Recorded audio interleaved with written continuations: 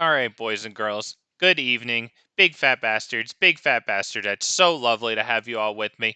On your behalf, as always, it's such a pleasure for you to have me as I fiddle with my text box really quick. I accidentally maximized the size there. Okay, there we go. So, boys and girls, I have been playing this on a slightly higher difficulty level than I should have because I had forgotten to add Cabaret Revels into this deck. That's the only change we make tonight, but it's quite a nice change. Whenever we cast a creature spell, we're going to seek a creature card with lesser mana value, then put it onto the field. So early game, that's going to help us if we're casting things that cost, 3, or I mean, hell, if we cast something that costs 2, we can still get Priest Awakening Sun or Llanowar Elves, right? But that's going to help us get more dorks or maybe, cost reducers, whatever, out onto the field. And then later, of course, we could get some serious payoffs. But yeah, that should be nice in the early game, building up the ramping creatures to get to Gishath. So, not a lot to say more than that. We'll take a look really quick at the upper end because, those things are fun, right? Verdant Sun's Avatar, new addition yesterday and today, just to see if the gaining life maybe helps us. Zatalpa, really cool, indestructible, a nice layer of security when you have something like indestructible up there. Flying, vigilance, double strike, indestructible. Damn, that's quite a smorgasbord of keyword abilities there. Let's get right into this one here. I don't even want to wait around. Thank you so much for stopping by, everyone, as we... How should I say it? Wow. I know exactly what I want to say, but then I kind of fumbled with how to say it. But as we bring the year 2022 with a close with what seems to be people's favorite deck of mine, or at least it seems to get the most views. So I figured, I've had people ask about it. I see the views, so why don't we play it? Close things out here. We're going to be having a pack opening soon, so we're going to have a bunch of rares and mythics to put into, whatever. This Dinosaurs brew might get an upgrade, possibly in the form of the Tarrasque, that dinosaur. I go first, and this could be good if we get the third land. Will we get the third land? We're going to risk it.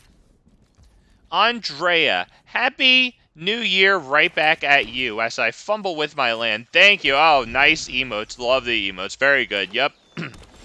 Happy New Year to everyone here. As we pray for a land, honestly, may have picked the wrong one to keep. Oh, well, you know what? Honestly, that'll keep us in the game. Just barely. But it will.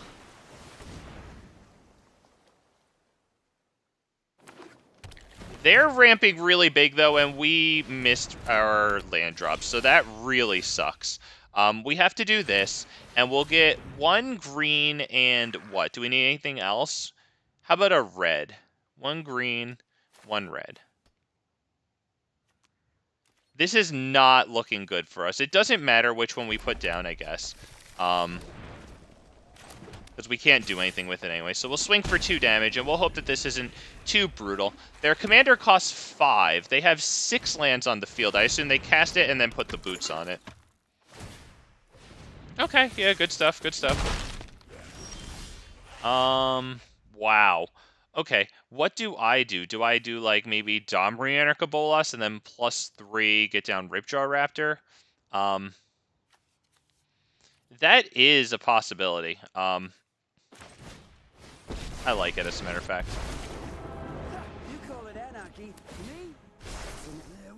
Alright, now as long as, like, they're not bringing out Elder Gargaroths and stuff, we're gonna be alright. Although, to be perfectly honest, like, it should be brutal. They have 5 cards in hand. 1's a land, so... Alright, let's just hope and pray it isn't too ugly, because, yeah, unfortunately, missing the land drop kind of hurt there. The Cultivate was nice. This was a good top deck. If we couldn't get a land, at least we got that. But yeah, we're playing a little behind right now.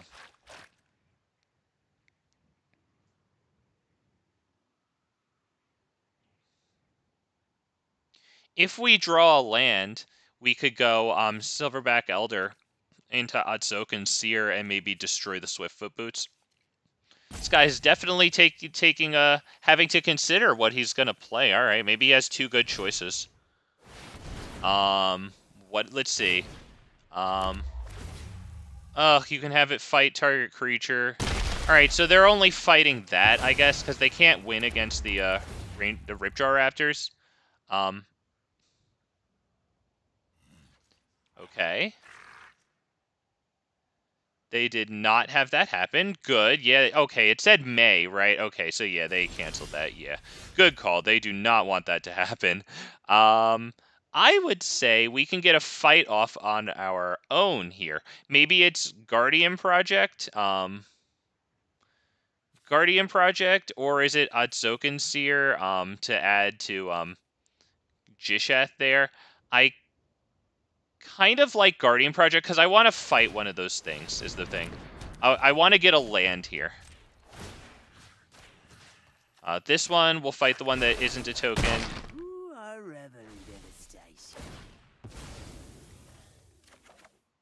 Okay, we do actually get a land drop there, which is pretty darn nice. We're not attacking.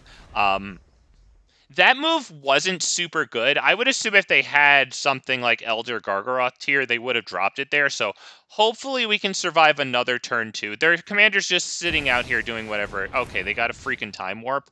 But honestly, if they're not even attacking, like all they did is really draw an extra card there. Which could still be good, of course. Okay, that's annoying. Because yeah, that's it. Good game. We're not doing anything against that, because now they just swing in against Domri. We don't even get to fight. We don't have the value to deal with that. Unfortunately, it was way too slow with the lands there. So, good game. Shouldn't have taken that hand. Oh, well, you know what? It worked out, eh. The top deck there of the Goblin Anarchomancer did make things interesting, because it living, and allowing us to cast a Cultivate. But damn, all those land drops missed that. Yeah. In the end, we couldn't contend. But it's kind of frustrating when you look at that, because it's like you could see how well we could have done. Oh, well, coulda, woulda, shoulda. We didn't. He won. Good game. We're up against Queso. Augur of Agonies. Stupid name. We go first, and we have decent ramp into this. We'll hope that not everything that we play gets countered. What exactly is this? When you draw a card, when you're annoying, fine. I guess we'll start with that one. It doesn't really matter here. As long as this comes into play on tap so we can drop this, everything is going to look good right now. Okay. This, call Dinosaur. And we'll tap it for colorless for the Signet pass turn.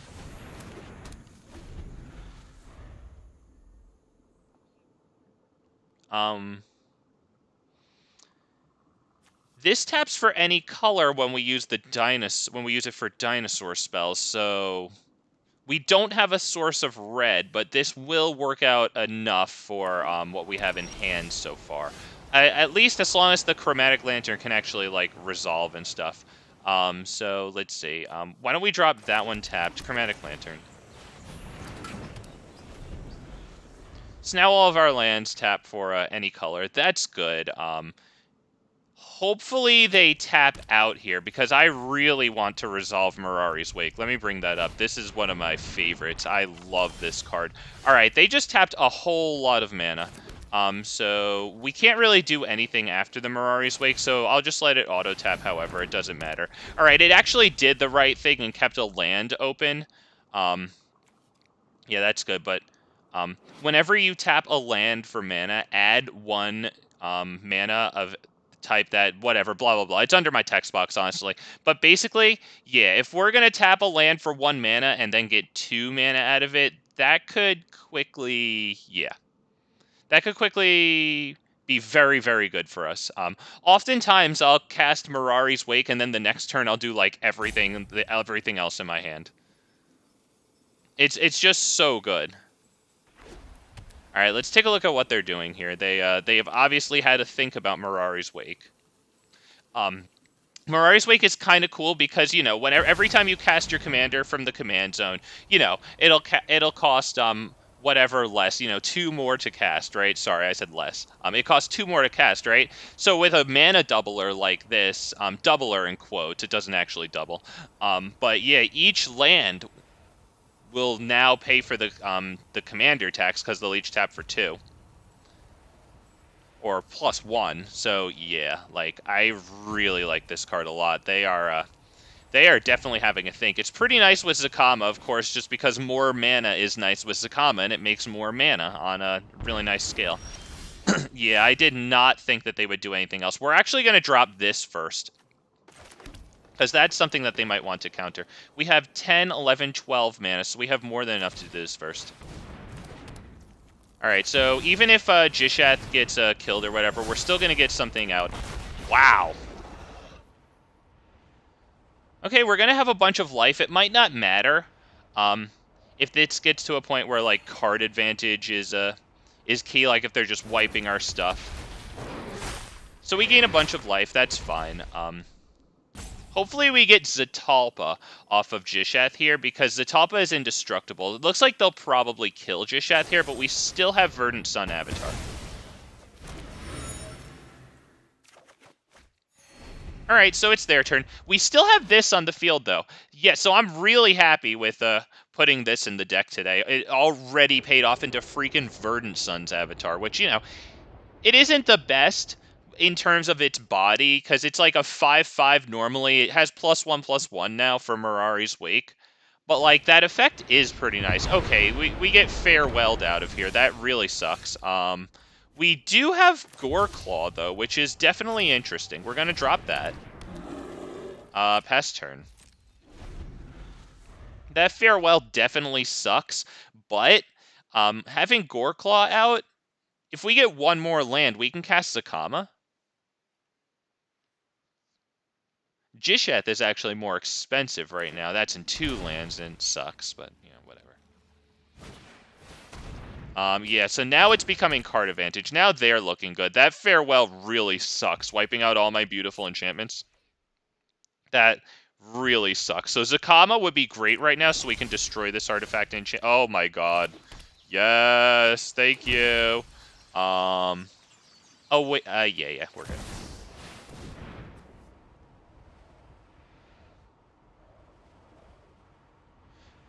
Do you have to? Do you have to counter it? God, goodbye. Yeah, I'm not gonna bother. Good game. The Farewell was crippling there. Unfortunately, taking away our enchantments, we were pretty much, surviving, thriving on our enchantments. But without those enchantments, yeah, we're not even surviving there. Good game. Yeah, because now I have to draw another land just to get Gishath. And the thing is, they had Phyrexian Arena out, so every one of their upkeeps, they would draw a card and lose a life.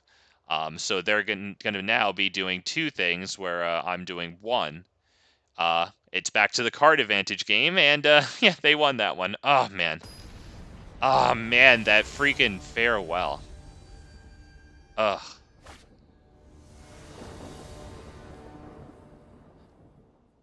Okay,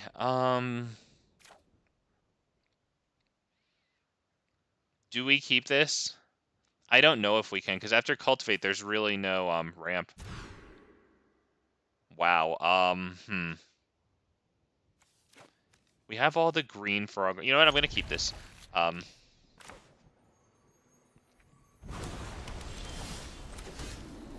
It's halfway decent. We go with it. They drop blue there. Very well. Now that. Okay. Well, Blossoms. Cool. Draw a card. Yep.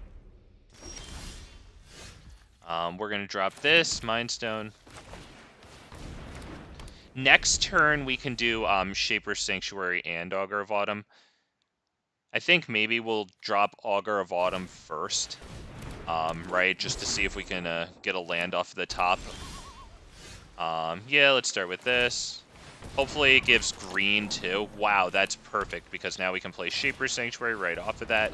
Now, we do need some white mana at this point, to be perfectly honest. Honestly, maybe I should have played the Beast Whisperer. I'll play the Beast Whisperer now. before Otepec, so that maybe we can get the draw off of it. We'll take the land off of the top. Okay, fine. That's kind of annoying, but whatever. That. No attacks, pass turn. Dude's looking pretty good here. His commander costs 5. He drops Tatiova. Wow. 2 cards in hand. All right.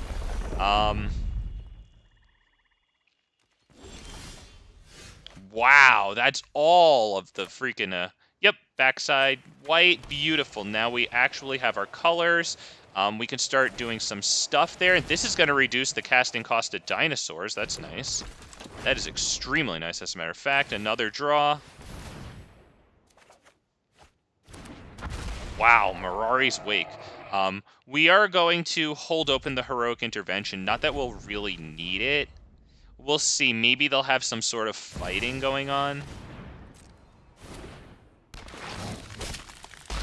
Now they get double enters the battlefield triggers on stuff. Jesus, yeah, they're looking good there. We don't have the second source of white yet to be able to drop these guys and go a little nutty. They're going to get whatever they want from their deck, too, which really stinks. But next turn, we should be able to, let's see, 1, 2, 3, 4, and then Mirari's Wake, and then still have 2 mana, at least, or 2 lands. Holy goodness, yeah, this dude is doing really well. He's going to have all the cards in his hand soon. So this game might come down to, like, Zatalpa. Let's...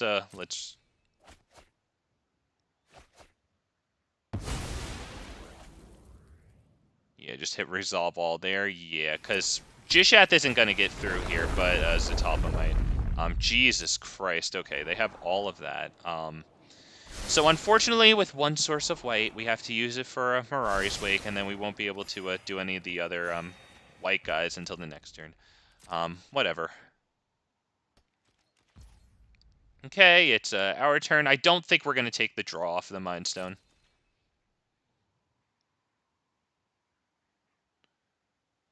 We don't even have Coven yet. We all have 1 and 2 power creatures. William, hey, how you doing, man? Elephant in my dinosaur deck? Maybe? Which one are you talking about? I'm not sure which one. Is that Mirari's Wake? Let's tap this. Yes. Okay, Mirari's Wake. Yes. We'll put down, I guess, this off the top, so that way we're closer to like a creature or whatever. And no attack past turn, I guess.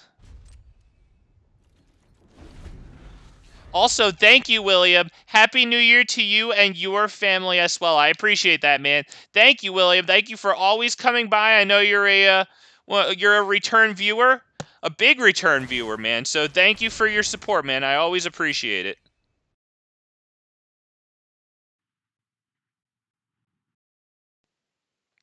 All right, they're going to get a creature card, and they have, like, tons of mana. So this is really bad for us.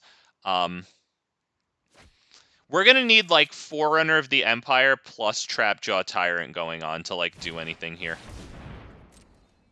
Oh, God. Whenever a land enters the battlefield, they're going to get 2 of those because of their... Oh, my God. Yeah, this is really bad. Forerunner of the Empire is going to be our only hope here, so it can, like, exile their stuff.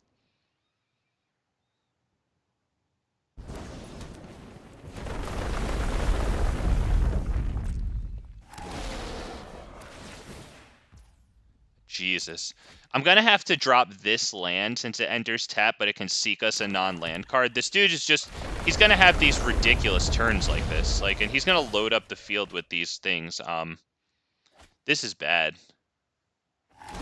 Like, Zatalpa isn't going to prevent us from getting that.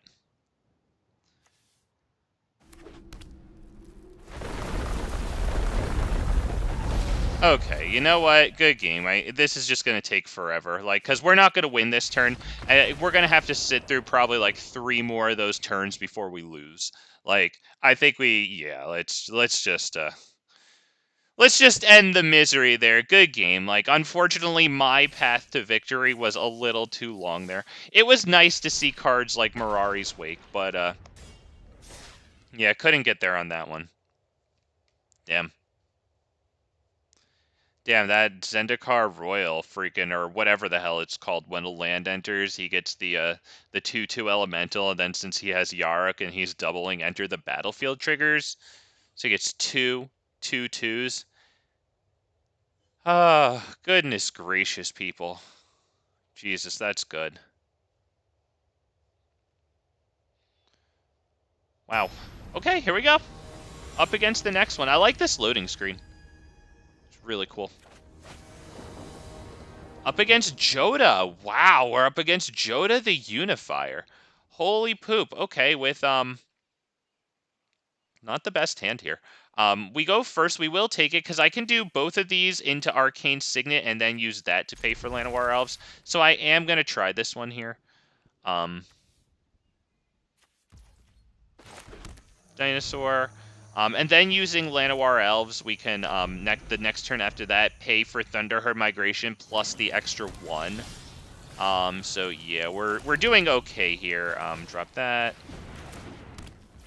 Now this guy. All right, very good. We got around not having a green to pay for him. Now we'll do a Thunderherd Migration, and we grab probably a green, since like we have Nyx Bloom Ancient with like so much green. So yep, this.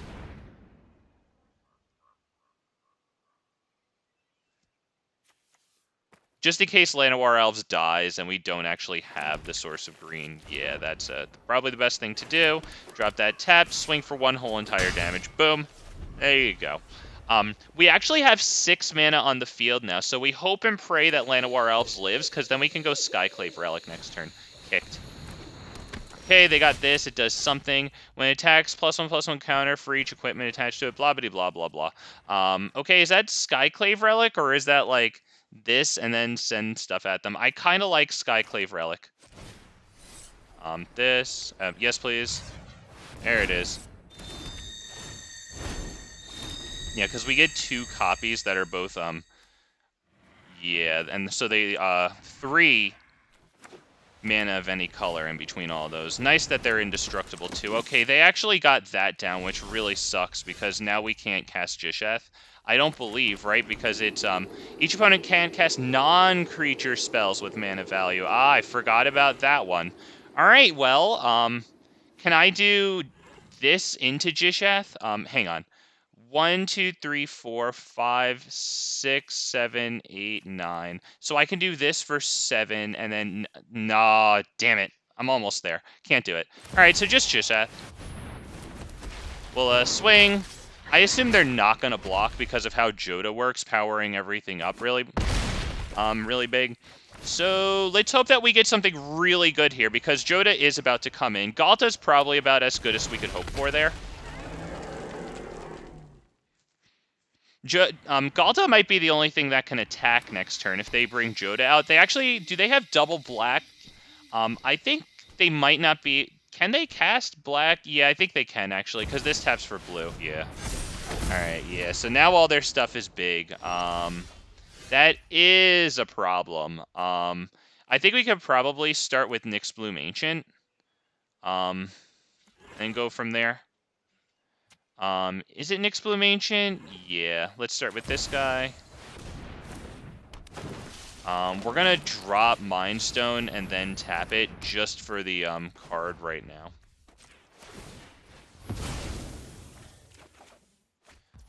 That is it. That is exactly it. Wow. Wow. Wow. That is exactly what we need. Poor guy. Oh, that sucks. There you go. Wow, we got Joda. Now, +2 to its cost. Oh, wow, you love to see it. Now we get the card off of Garruk's Uprising, too. Yep. Bye-bye. Yes. Yes, the Joda guy just gets sent home. Oh my god, we actually drew into exactly what... God, I love that guy. Wow. Wow, there are times when you are just so happy for Domrianic Bolas to show up. Wow, that was one of those times. Oh, good game to me. Wow, he could not even take it. Wow, he just left. I can't play my commander, bye. And I don't blame him. Because he was going to have to wait through two turns of having Galta attack him. And Gishath, yeah, that's it. Although I wouldn't have minded if he let me swing with Gishath again, just to see what we get onto the field.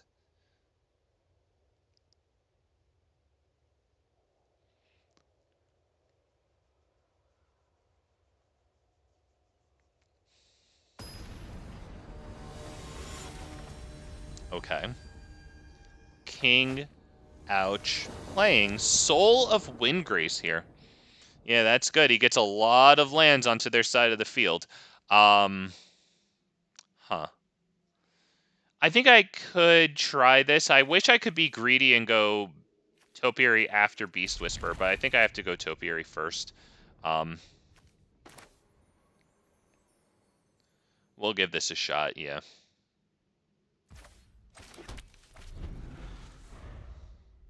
We'll see if I can be greedy and maybe hold open Anger of the Gods. Let's drop that one right now.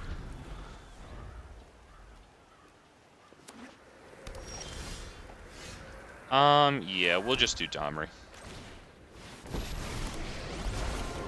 Plus him. So what are the odds of Beast Whisperer just dropping dead when we play him? I think we will, though, because they're going to want to drop their commander next turn. Although, seeing what they just did there, maybe we go Rhythm of the Wild here. Nothing disgusts me more than law and order. I just want to see if I can go Beast Whisperer into Topiary Stomper.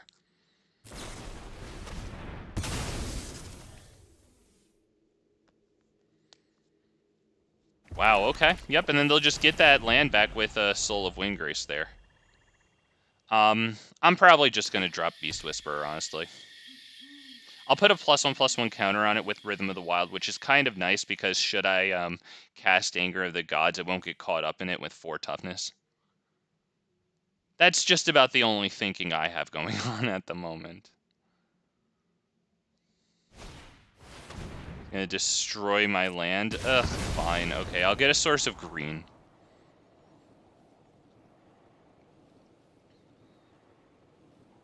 Okay, it looks like that was about his whole turn. He holds open Zaitor's Proving Ground.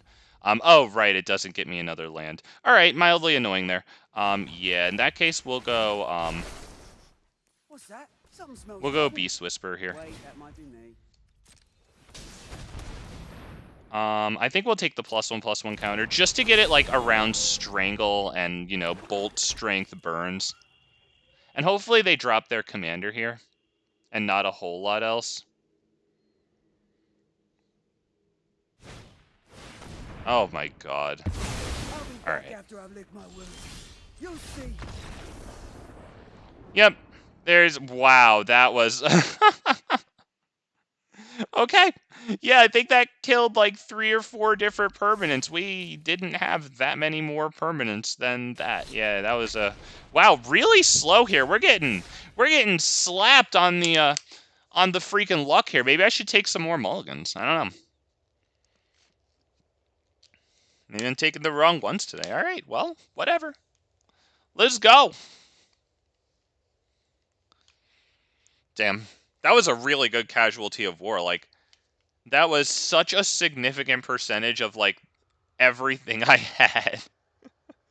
Like, that sucks, but you kind of just can't help but laugh. Like, that just sucks. Good game. Like, freaking, that was the right thing to do. Just takes so much. Oh, man.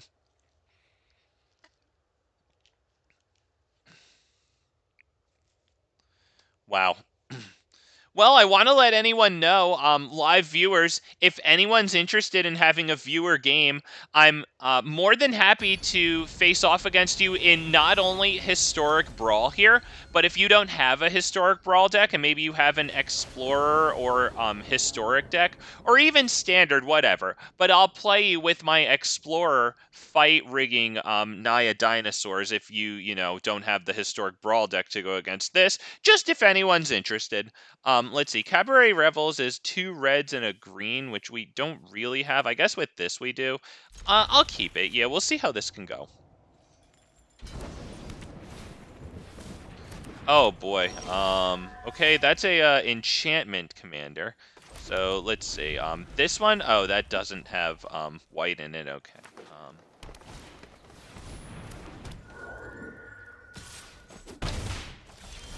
All right.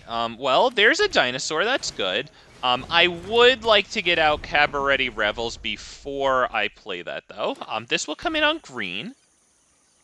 We definitely need double green more than triple red. This guy's off to a really nice start, though, so we're gonna have to do really good really fast. Cabaret Revels is gonna take up the whole turn. That kind of stinks. But hopefully it helps us out. And we might even be able to use Verdant Sun's Avatar. If we can get up to the mana there, we might even be able to use that to stabilize. We're going to start with Cabaret Revels past turn. Because next turn, we can hit Shifting Ceratops and bring in a creature with a 3, 2, or 1 mana value. Maybe we'll get a nice 3-coster here. Dude's got a lot of stuff on the field. That thing's definitely big.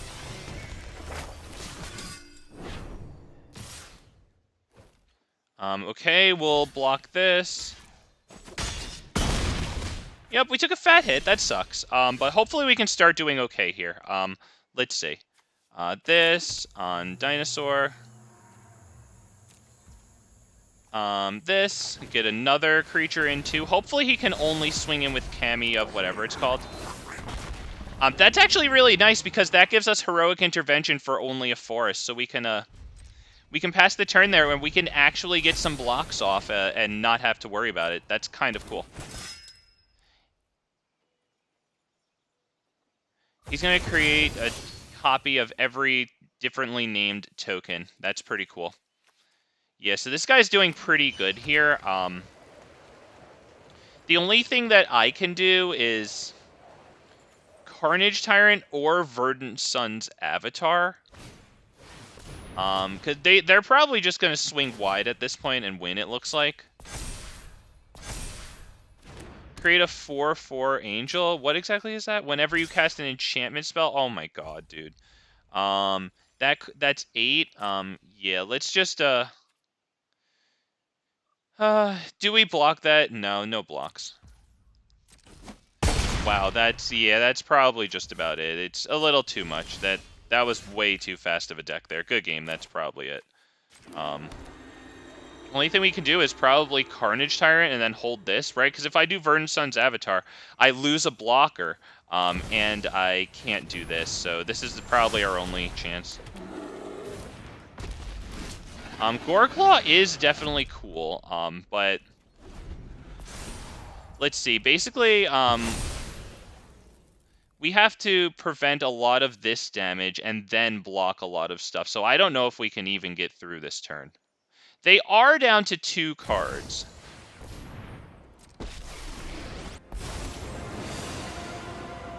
I was created for one purpose, restoring order to Theros. Oh, that's so freaking annoying. I have to do this now.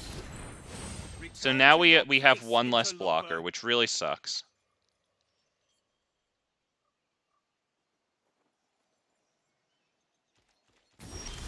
So he actually passed us the turn there. So do we swing in with Gishath here, or do we do Verdant Sun's Avatar and start, like, going that way? I think it might be Verdant Sun's Avatar. And then we could start gaining life off of it, which is actually pretty cool. I think we can do that with the Loamspeaker here, right? Yeah, we can tap for it.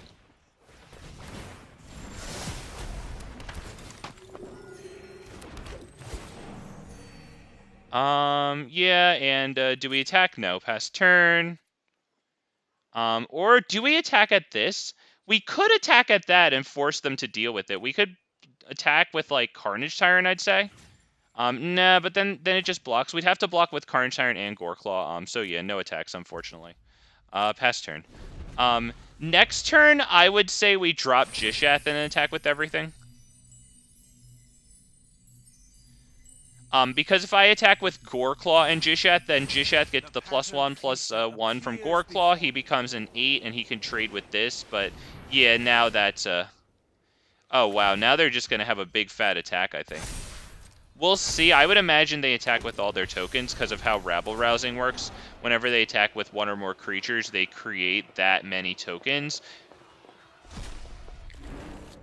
So we'll see if it's worth it for them to do that. They might not, because most of their tokens die.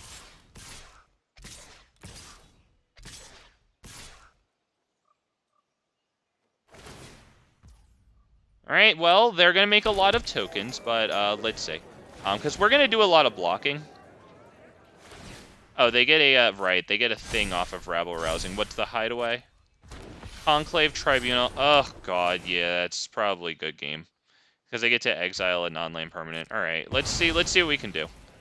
Actually, probably nothing, honestly, because we won't even get Gishath through, so good game.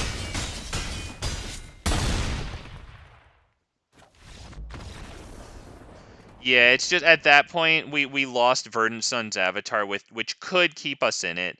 But yeah, Gishath wasn't going to be swinging through, so once again, the game would come down to something like Zatalpa, or even Forerunner of the Empire, because whenever another dinosaur enters the battlefield, it would deal 1 damage to each creature.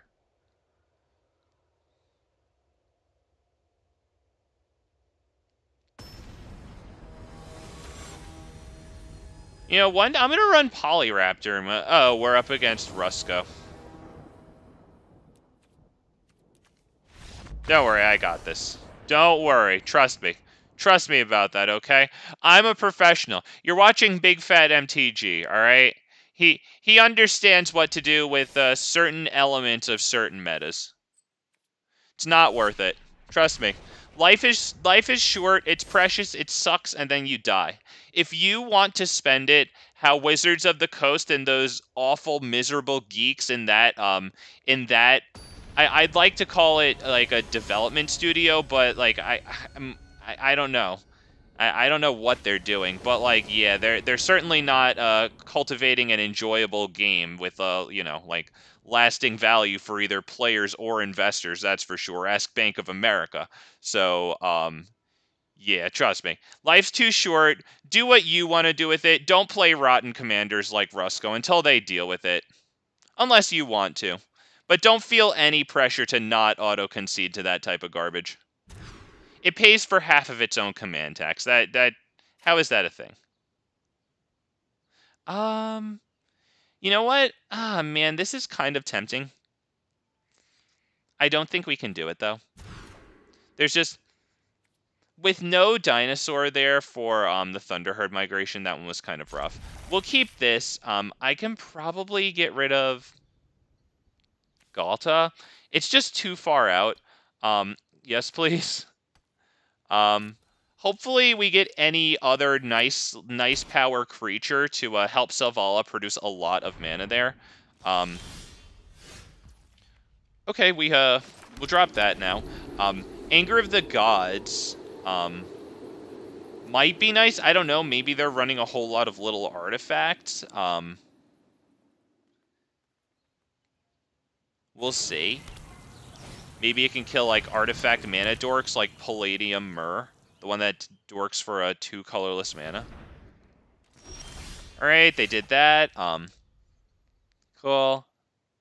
Automated Artificer would get killed too. I guess we'll just drop that past turn. No reason to abrade that, I guess, yeah. Okay, Anger of the Gods hasn't really done anything. The commander, boom. And they get their Power Stone token. Beautiful. They're going for it. Okay. Why don't we drop this one and do Chromatic Lantern pass, right? Yeah, Selvala doesn't really do it here, right? Yeah, just Chromatic Lantern.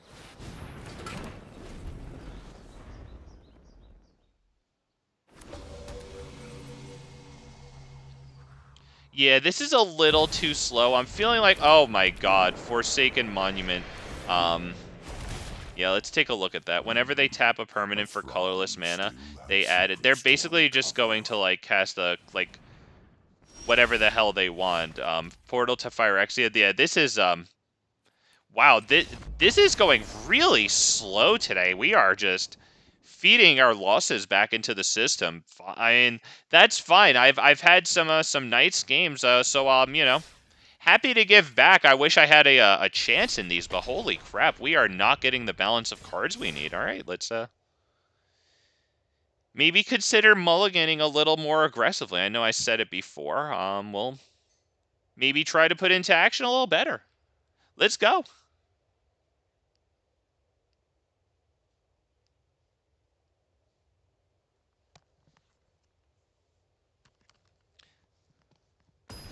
Whew. Damn. I lost all my luck with that Domri Anarcha Bolas against the Joda guy there. Oh, another Rusco. All right, we have this into Kinjalli. We have Selvala, but not a lot to get out of Selvala. We'll give it a shot.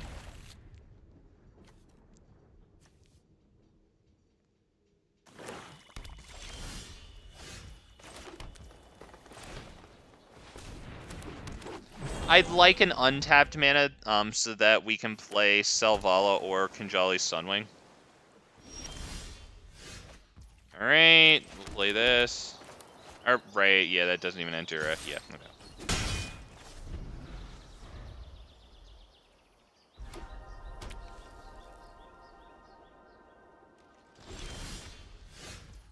Oh boy, that is not good. We're gonna drop this.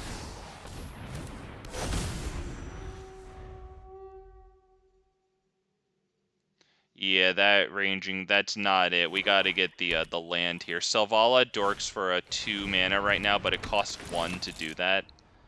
Oh my god, they even get the draw out of Selvala. That's right, he's a 3/3. Yep, all good, it's just annoying. So if we draw a land, we would have the capacity for 4 mana. Or 5, I think? I think it would be 5. So we could get Vanquishers back. Yeah, I'm not even gonna sit here and deal with this. Yeah. We're not gonna bother. Yeah, good game, you win.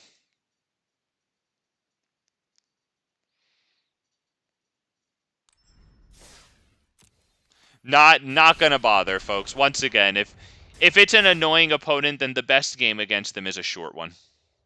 I will stand by that forever.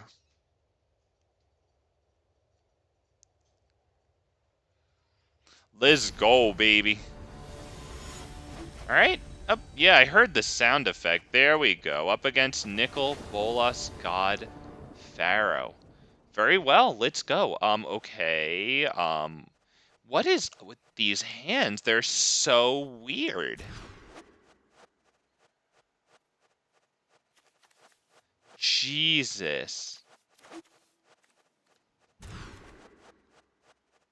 God, what is this? Keep 6, get rid of that, hope for the best. I saw a hello there. I got you. Hello. We have Arcane Signet into Shaper's Sanctuary.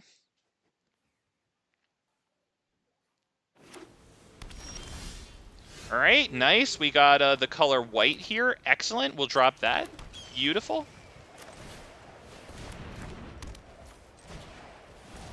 And up against Nicol Bolas, and these colors, that Shaper's Sanctuary is going to be quite nice. You see him staring at it there.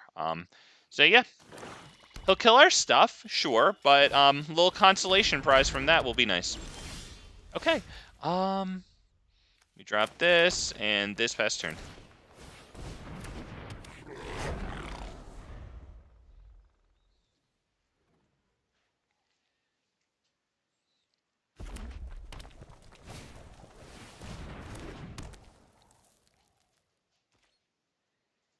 Okay.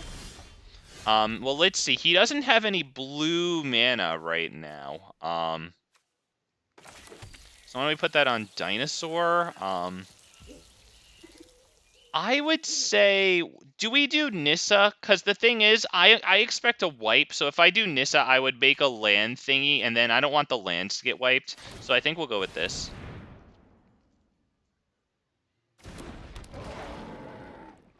Looks like it'll probably eat a kill spell.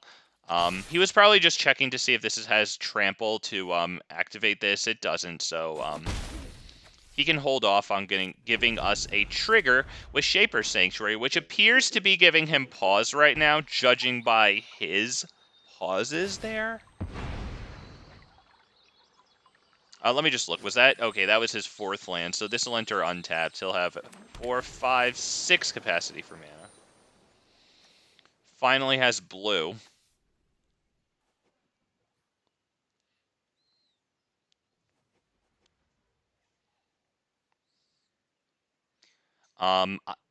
If they pass the turn to us, I am not putting anything else onto the field. I have to assume he's weighing a board wipe. Okay, wow. Hypothesizzle? Okay. Well, yeah, we're definitely drawing a... Oh, wow! Cabaret Revels. That's on cast. That's really nice that that's on cast. It's really unfortunate that we can't play it, too. That really sucks. Let's see. Why don't we do Nissa? Do we make a land? I think we do. Yeah, I think we will make a land. Why don't we do, this one, I think. Do we do that one? I don't want to do the forest. Maybe this one, honestly. Yep, we'll swing for a 9 damage, but we'll make a 6/6 token, which I have to assume gets wiped. I wanted Nissa out for the extra value from forests that it could give us. They're considering playing their commander now. Yeah, okay, so I guess they didn't have the wipe then. So that's good, because, yeah, that Quartzwood Crasher making a creature is so freaking good. Like, and he didn't have any creatures on the board, but, like, the fact that it's untapped so that it could, like, you know, maybe defend against a hasted attacker that comes in, that's actually so good that the token comes in untapped. That creature's pretty nice with Kiora Behemoth Beckoner, because or Garruk's Uprising, actually. Garruk's Uprising is nice, but both of those have whenever a creature with power 4 or greater enters the battlefield under your control, you draw a card. Kiora allows you to untap target permanent, which is pretty nice for like ramping and stuff and maybe guarding herself, right? Because you attack and then untap that thing. But Garruk's Uprising gives all your creatures trample, and Quartzwood Crasher, and we have it right in the hand here, whenever one or more creatures you control with trample, so yeah, Garruk's Uprising, yeah, makes everything best friends with this guy. We'll keep this hand. We have Caryatid. We have Ranging Raptors with a Savage Stomp for Ranging Raptors to profit us from. We can drop this one tapped first turn, and then all the other lands are looking pretty nice right now.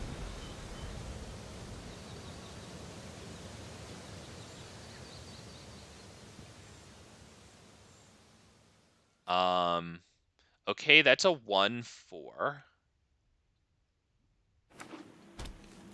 So Ranging Raptors with Savage Stomp won't kill it. At least it's a 1/4 though, so it would deal damage back to Ranging Raptors. Why don't we do this, this. There you go.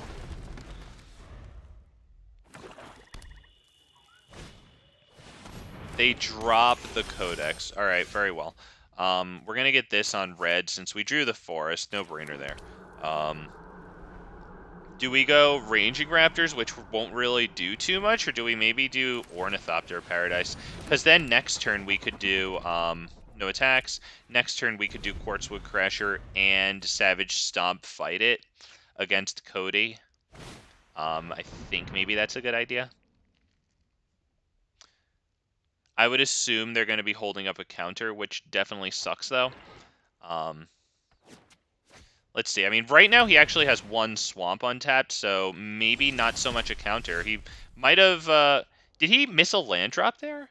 I think he went first, right? And I just have 4 mana, so yeah, I think he might have missed a land drop there. Actually, we're going to tap this for some of the mana here. Let's see, do we need, yeah, just that. So that way, then this comes in. I guess this dorks for 2. It doesn't really matter, to be honest. Maybe yeah, that doesn't really matter. Just do that.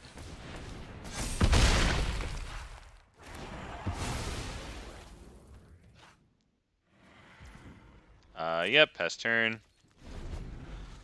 Yeah, we got Quartzwood Crasher out again, so if they don't handle that right now, it's going to start making dinosaur friends, and that's not good for them. Okay, Primal Amulet. That could be nice. Holy crap. We got Embercleave with Quartzwood Crasher. Yo, that's actually mad good.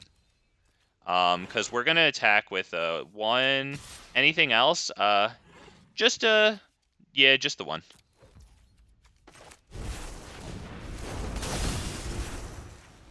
Yeah, that's really good with him because it's an on-combat damage ability. So we're going to get 2 dinosaur friends, so that's really good. So they'd better have... if they wipe, they're all gone. But that is pretty cool that we got to do that. Yeah, Shatter the Sky. So we do keep Embercleave, which is pretty good. Let's check their library, or graveyard, whatever. Okay. I would say that's probably... Do we do Beseiju on this? Because I need to get Beseiju down, right?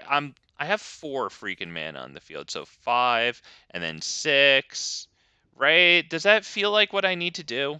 I think I have to. Yeah, I think I have to.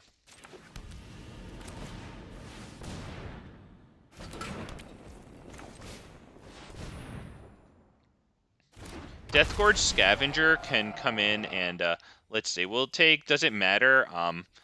Just that, just in case they can recast from graveyard. Might as well get rid of the wipe.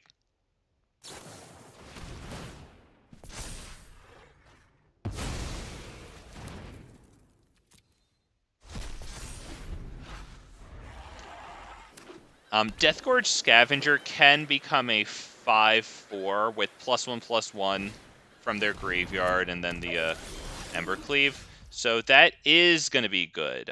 We are going to go for that.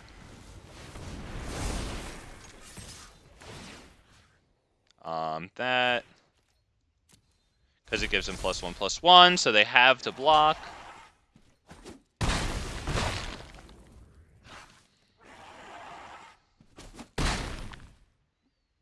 Yep, there you go, not bad.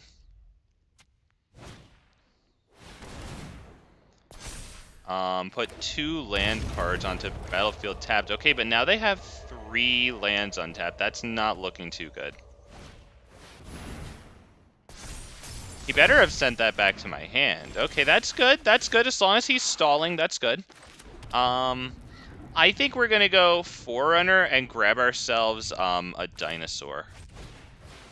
Are we going to... Which one do we grab? We have 6 mana. Maybe something that can get haste. Yes? Are we thinking haste? Like, maybe Regisaur Alpha is good.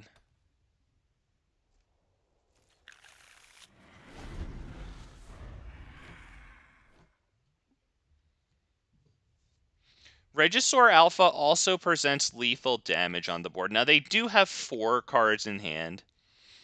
Plenty of opportunities to kill whatever we do. But yeah, I think we will start with that one. Or actually, no, we're going to start with Ranging Raptors. We're going to force them to... Ranging Raptors is really good for them to kill, though. So maybe we do Regisaur Alpha. Do we? No, Deathgorge Scavenger. The reason is I feel like whatever we're going to play is going to die, right? Yes. We'll take it. Doesn't matter. Does it? Nothing has flashback.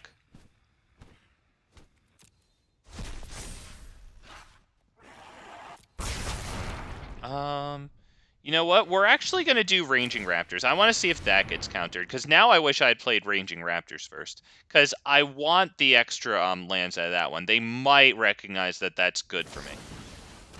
Yeah, they just bedeviled Forerunner. Yeah. Oh, and they did that? Oh, right, because they have the Primal Amulet. Okay, that is good for them. Yeah, so unfortunately the desperation with that oh, okay, they drew 4 cards, then discard 2 unless you discard an instant or sorcery. Yeah, this isn't looking good for us anymore. So they did get the wipe when they needed it after that Quartzwood Crasher play. So yeah, this isn't looking good. They have 5 cards in hand, 10 mana. The capacity to double one of their spells that they play each turn.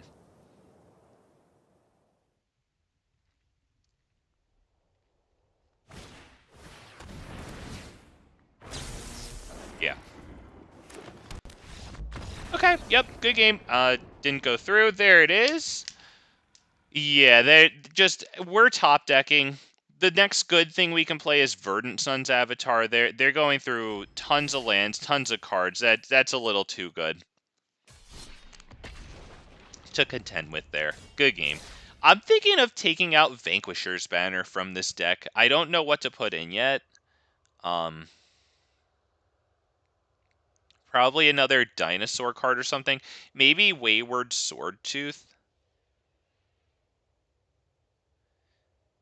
I'm not sure.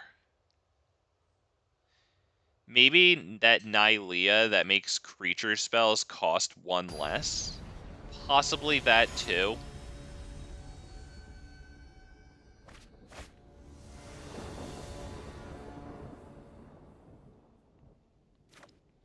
This is a decent hand.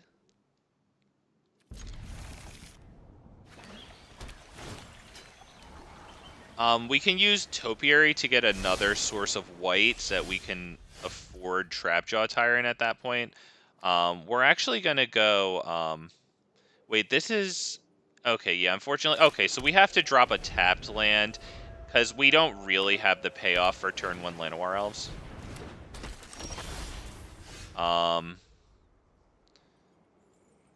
Do I do Llanowar Elves here, or is that Brawl? Oh god, that you're running actually freaking Brawl, dude. Have some freaking respect. Let's see, why don't we just do Mindstone?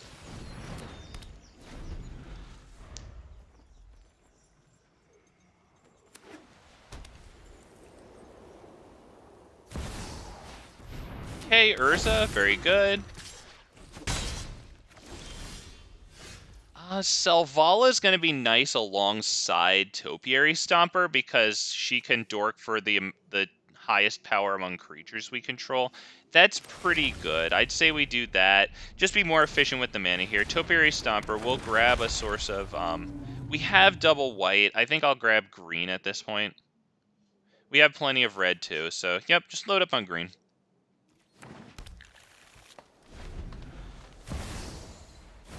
Wow, okay, Mox Amber, straight out the gate, okay. Midnight Clock, yep. And he passes turn with presumably counters up. We're not playing Mirari's Wake then. I think we'll go Selvala first, try that. Yeah, Selvala first, and then maybe Garruk's Uprising.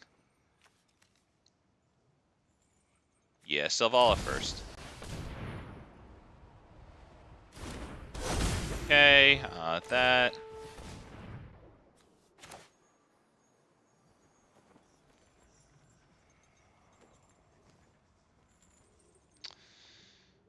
Okay, dude. What do we got? Blink of an eye. Okay, yep. Return to hand. Very good.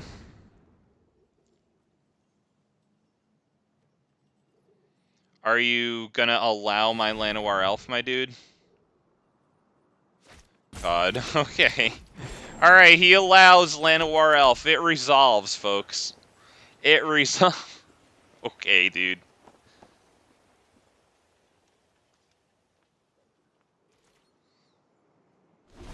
And he really slow walks it to end step. Alright, buddy, what do we got? What do we got? Yep, that's good. That's good, alright. I'm sure he has plenty of nice stuff, and I see Karn Silex just dropped in there, so he actually didn't have nice stuff. Now he has this, which is a pretty nice emergency plan. Yep, he just checked Topiary Stomper. It can't attack or block now, so that gets through. Very good, sir. 2 damage to you.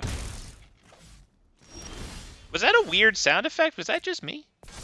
What a weird sound effect there. I think we're gonna start with Selvala again. See if they counter it.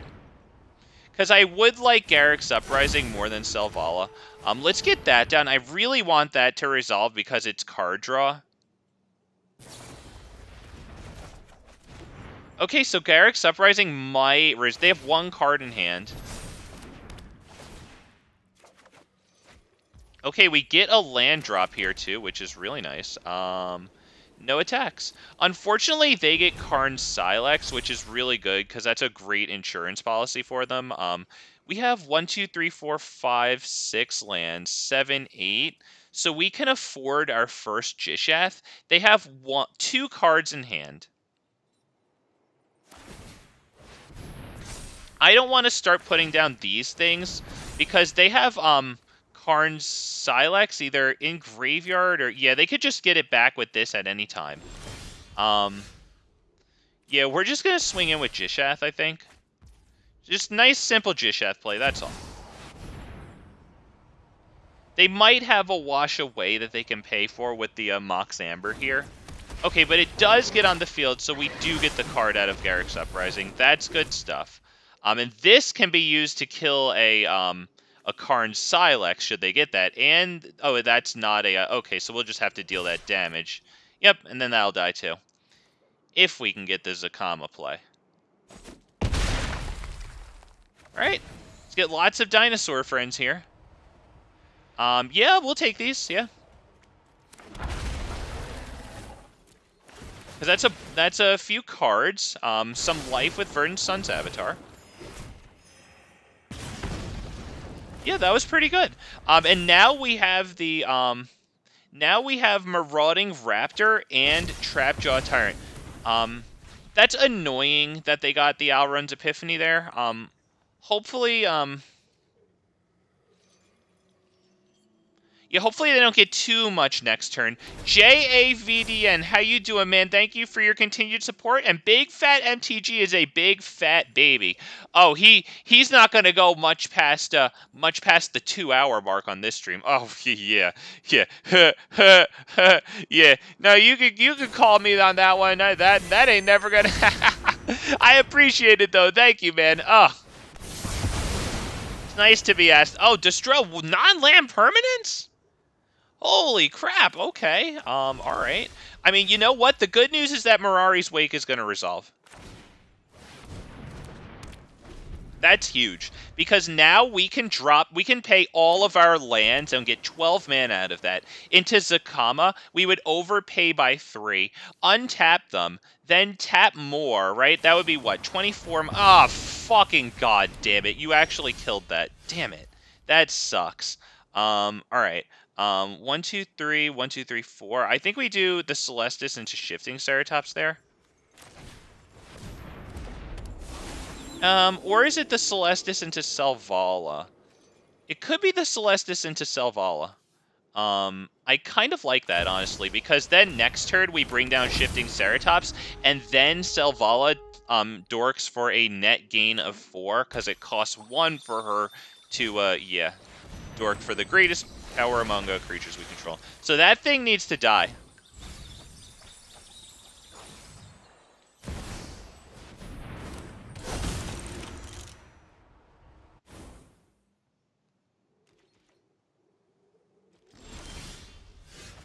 You know, if we had gotten a land, we would have been able to, damn. Okay, so let's see. Shifting Ceratops. We might be able to go Shifting Ceratops into the Great Henge here.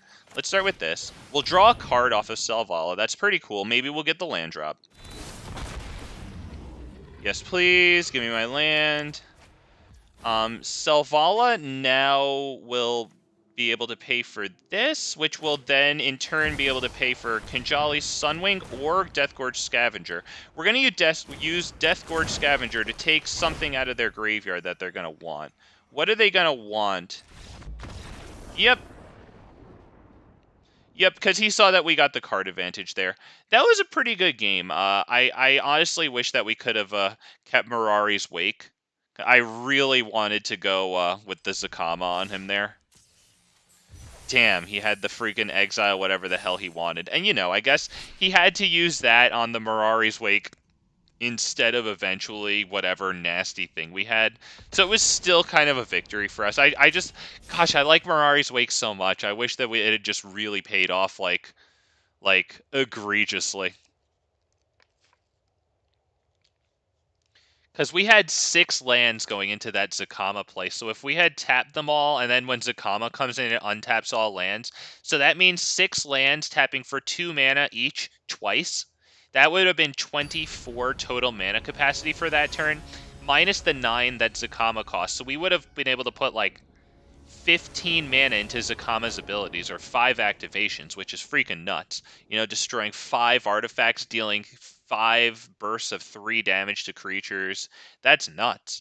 The hell do I do here? I go first. I can get into Cabaret Revels. Alright, I'm gonna freaking try it. I don't know if it's good, but if I can do, Cabaret Revels into this and then like start getting get a dork on the field, it might be good. If it isn't, then screw it. It really all comes down to the top decks we get here, and that really isn't the best. We're gonna go ahead and drop that one. Next turn I just do Command Tower Cabaret Revels. Okay, that's pretty good. You.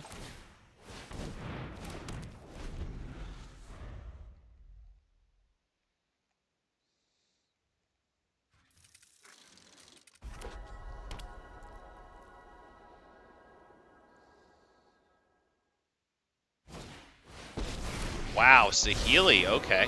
Whenever you cast a non-creature spell, create that artifact token, okay?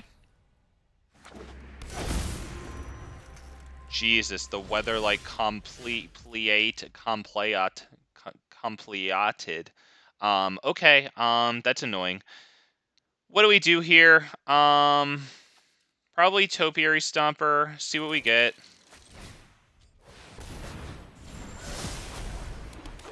A dork, that's exactly what we wanted. Helps get towards Gishath and Zacama. Very, very good. We'll go and grab, does it matter? How about just white? Do I play this guy as well? I think we'll just drop that one, honestly. There's no point, because I don't want to use him to reveal Zacama, because Zacama's the type of thing that maybe we should keep to ourselves until we surprise them with it. Okay, oh man, this is, oh man. Alright, this has 4 counters. He gets to bring down a 4-cost artifact. He doesn't, but maybe next turn he brings down a 6-cost artifact, right? That's really good. So I would like to get a fight off on that ASAP as possible. It looks like he might have something else to do this turn, which is good because he's got 2 mana. And when I see 2 mana untapped going into my turn, I think counter. Maybe I get a little too paranoid, but nevertheless. Right now, if we can get Domri resolved, we have the fight topiary against this thing, which is good. With 1 island, I don't think they're going to be able to spell pierce Domri if we play him first. That's good, because we have 5 lands and the dork that we got from Cabaret Revels, making 6 mana capacity. Land in hand is 7.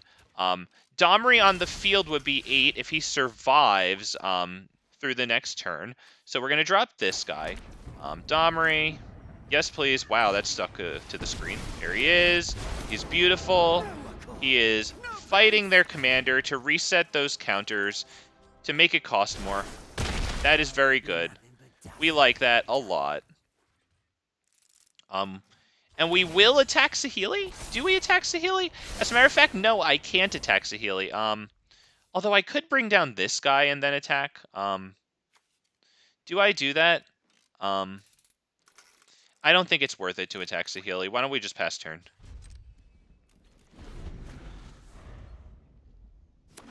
Because I don't want to lose this, because it can tutor for any dinosaur. It's not the best ability, but it does have that ability. It can get Zacama, you know, if we get into a position where we can afford it, like.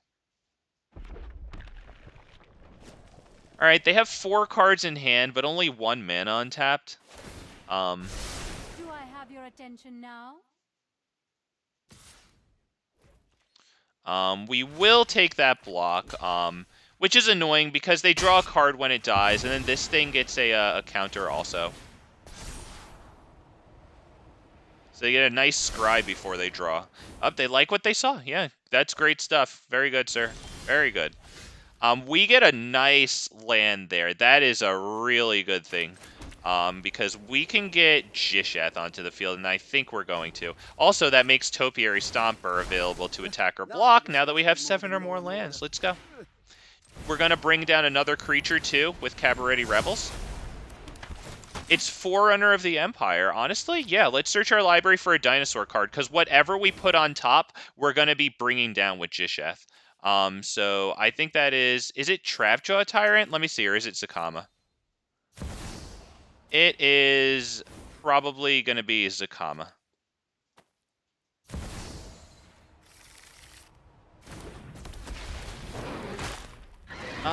Do we have it deal 1 damage to each creature? Yeah, whatever. Because then 1 more damage, which with Gishath gets through.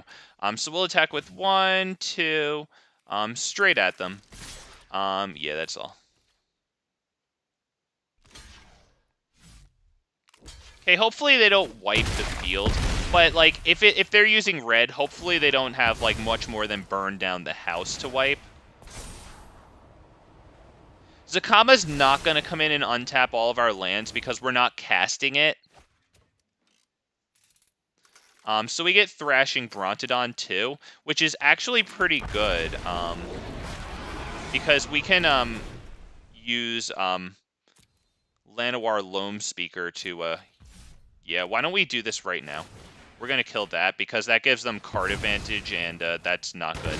It scries, and then when it has 5 or more counters on it, doesn't it, like, draw them a card or something? It's something like that. I know it starts to draw them cards. Yeah, then draw a card if it has 7 or more of those counters on it. If it doesn't, scry 1. Okay, yeah, so probably better to do that. Yeah, okay, yeah. Not bad there. So yeah, we happened upon a nice little thing that I usually don't see, but Forerunner of the Empire can rig the top card for Gishath, which was really nice there. And Zacama didn't have like an actual impact that we like played with, but rather just the fact that next turn we were going to untap and destroy everything they love. That was its impact that we never even needed to realize. So good game. Happy to bring down the fat dinosaurs on that one, dude. Very happy to do it with Forerunner of the Empire, too, because, you know, that's one of those interactions between, like, you know, 3 different cards, you know, Gishath and Forerunner and whatever you're going to bring down for whatever reason. So, yeah, nice that that happened. Let's go. We needed a cute little play after getting our heads beaten over the head. Whatever I was supposed to say there. But thank you all for joining me. Really appreciate having any of you here as we send 2022 off the right way with dinosaurs and with a mulligan here because I can't do that one. Don't forget to like the video, boys and girls.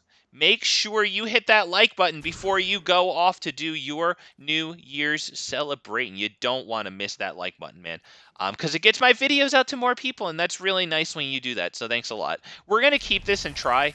I don't know if it's a very good hand, to be perfectly honest with you.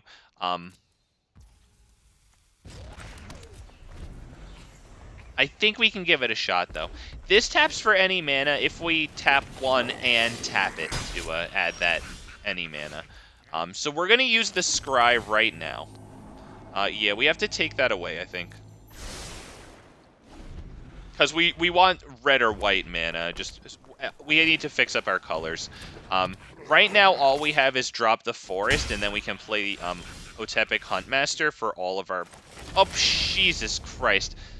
You know what? I just freaking looked at this point, I don't even want to play the game. I just looked at it and freaking clicked it twice before. Oh, God. Alright, well, in that case, do I want to drop... Probably not Forerunner of the Empire, right? Because the thing is, like... He might just die. Maybe I do, drop this and then do Domri and Otepec. I think that might be good.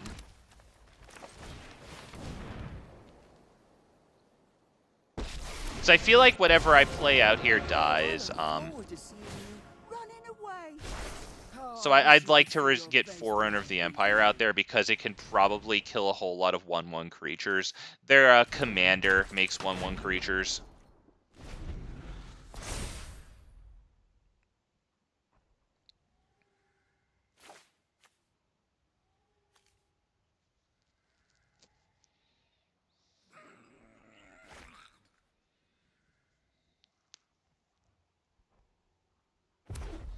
I would like for Domri and Otepec Huntmaster to live.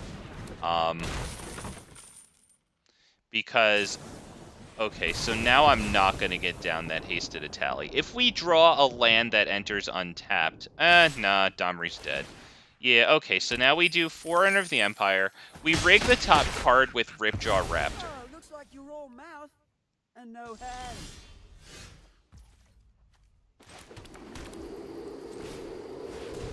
Ripjaw Raptor's really nice against the mono red. I mean, honestly, we could even do Regisaur Alpha because it'll kill everything they have on the field. Although Krenko's going to get a bit annoying. So maybe it's... We don't have double white. It might have to be Ripjaw Raptor, honestly. Krenko's going to be annoying to deal with, but we can wipe out all of his tokens every time. I do have the white in my hand, actually. Yeah, it's going to be Trapjaw Tyrant. We're going to exile Krenko with Trapjaw Tyrant. Sorry, I just remembered. Yeah, in my hand I have that white. Alright, yeah. Right, because the thing is, Krenko's going to get a +1/+1 counter when he attacks, so he puts in a load of tokens, but yeah, this is going to be kind of rough. Oh, damn it. Yeah, good game. We're not going to freaking do anything here. Good game. Oh, yeah, skating on ice that whole game there. Good game. The hand just the lands wasn't very good. And then I think I missed a play there, so that was kind of poop that happened. Yeah, that was just a throwaway. Whatever. Somebody gets a win, okay? We feed a W into the system. That guy's happy. We made his day. What? That's great for him. All right. There you go. Mirel from the Brothers War. Cool, man. All right. The hand here has all of our colors. But all we really have is, what? Marauding Raptor into Death Gorge. We do actually have, we have Savage, you know, we could give it a shot. I don't know if this is too good. We have the Reckless Rage to kill their commander. I think it has 4 toughness, right? Yeah, okay, that's good. So that, we can drop this on white. We have all of our colors. We'll cast Marauding first. Protection from multicolored. Okay, that's cool. You know what? Maybe we do Drover the Mighty here. Since it adds mana. Next turn, it would also allow us to do Marauding Raptor into Savage Stomp. Although I'd rather save the Savage Stomp for their commander. So... What do we do here? Ornithopter, probably? Ornithopter pass? Yeah, I think, wow, just these lands aren't coming, man. All right. All right, that makes our spells more expensive to cast during their turn, so that's going to be fine for the most part. We do have Reckless Rage instant speed there that is affected. Right now, we could probably drop this on red. I think it's a little better. What do we say here? Marauding Raptor into Deathgorge Scavenger. Deathgorge Scavenger won't be able to survive Marauding Raptor's entrance ping, actually. So we'll have to do this first, and then Marauding Raptor. All right, now we get them both on the field. That's cool. Because it sets up next turn, like a Savage Stomp, and then attack, and then Embercleave. Let's see. Do we get that attack off? Why don't we start by killing their commander? I think that's good. Yeah, let's kill the commander. This, you, and you.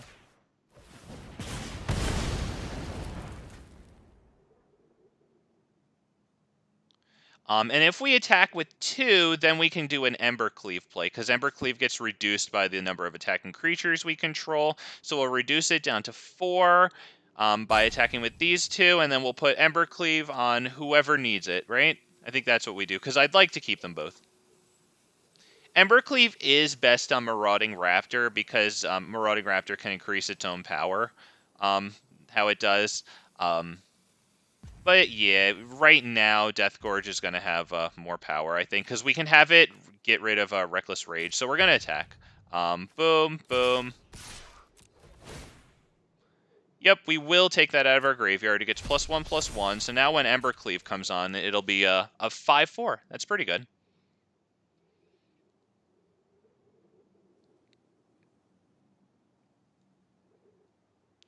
Looks like they might be considering a double block. They do have 4 power on the field.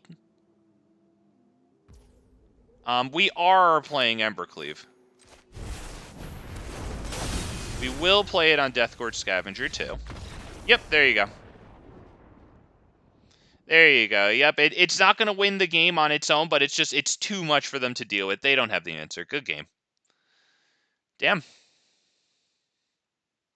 Really like that Embercleave in this game, because not only is it, like, fantastic with Gishath, but, like, we saw it earlier in a game that we ultimately lost, but it was really nice with Quartzwood Crasher, right? Because whenever a creature you control with Trample deals combat damage to a player, you create a dinosaur token with Trample equal to that damage, right? Or, with power and toughness equal to that damage. So we made 2 of them when our Quartzwood Crasher had double strike. That was really cool. And then we got wiped, and then we lost. But, that was cool to see.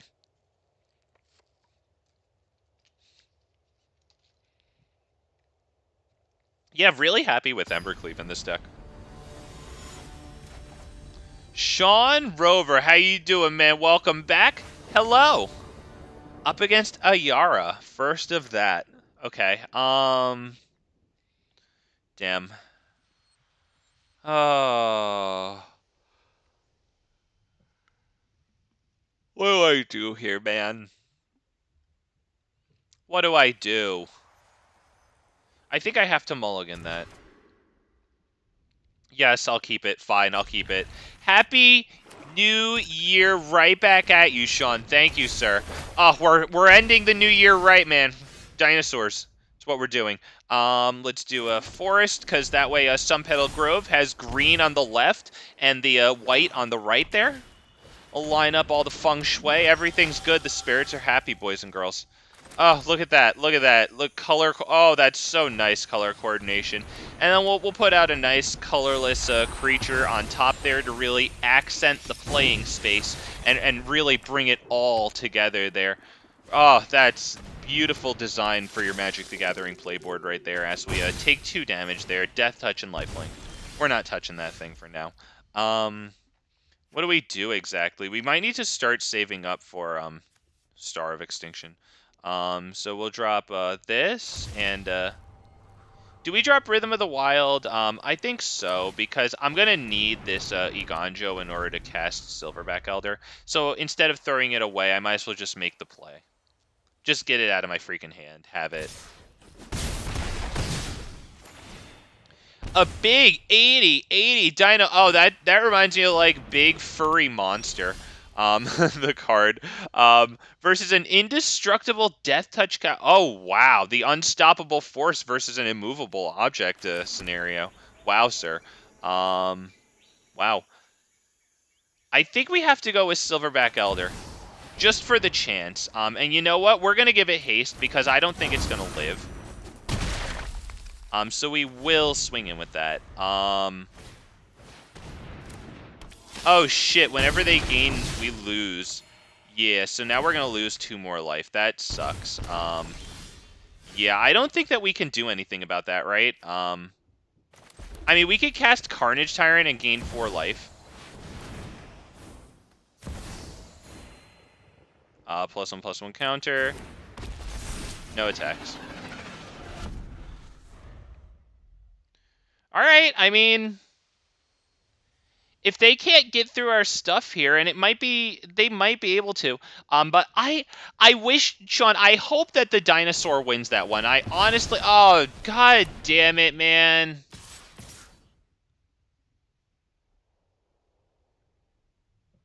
You know what? I think that we might live though, because we take the 4 damage here. Yeah, now we lose. Good game. Yeah, I had to block that one because whenever they gain life, we lose that much life. So it was basically the same as blocking the 3 power one there. Yeah, we just, unfortunately, the wipe that we had was Star of Extinction, so at 7 cost, that's quite a little bit there. I don't have Storm's Wrath, that's why I'm running it. I think it's kind of funny to run Star of Extinction in the dinosaur deck too. It's in terms of flavor, it's on the money, okay? It's Star of Extinction. Oh God, but yeah, it would have been nice to have like burn down the house or even Anger of the Gods there. Yeah, whatever. We got close, but no cigar.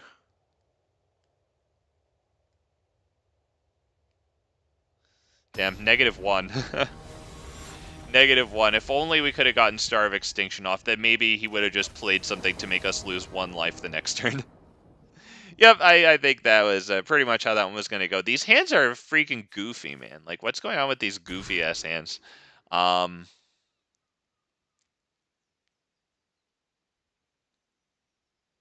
Yeah, I've got to pass this one, too. It's kind of ugly, man. It's, Oh, up against Rusco? Oh, then I don't even care if we discard all the way and then just leave the game. So we'll get rid of Zatalpa because it's way too far out. As soon as it'll freaking let me. There it is. All right. Yeah, we're up against Rusco. Oh, yeah, good luck seeing me stay in that game. Actually, I should have dropped Rootbound Crag there. That was my bad. But, I'll just drop it here, drop Llanowar Elves, and it's all the same.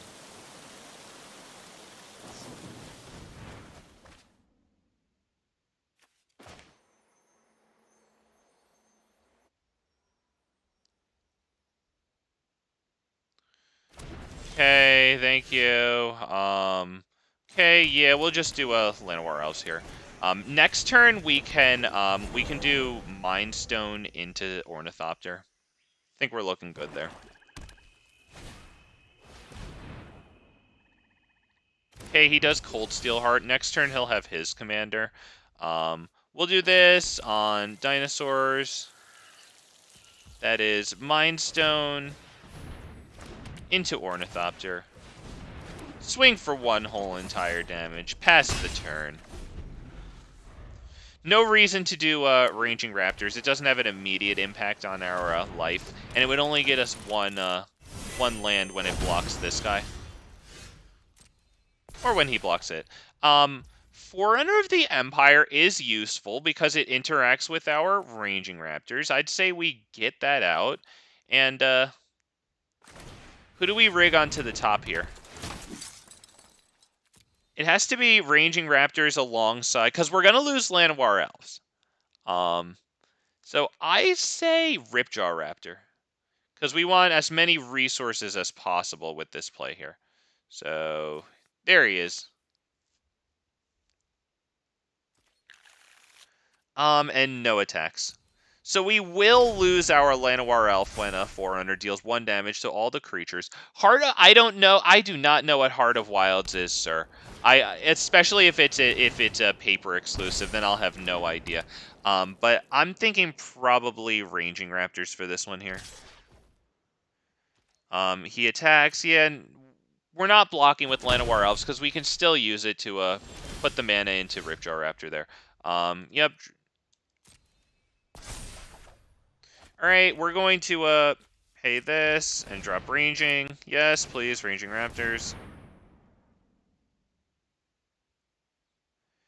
Pretty obvious that this freaking loser has a counter. Oh, Oh, sorry, I thought you were talking about a card. Yeah, Selvala Heart of the Wilds. My bad, yeah.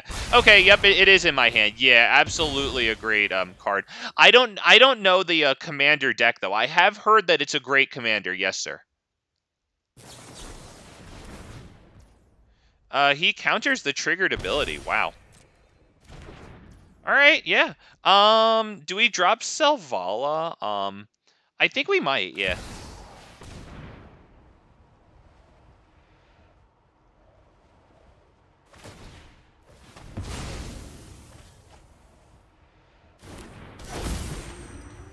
Yeah, we'll get our 1 damage in. There you go. Ripjaw Raptor coming up would be very nice to resolve because, yeah, it would make Selvala dork for a +3 total. It would get us a card draw and a land out of the library. And he did just counter the activated ability, which was pretty good.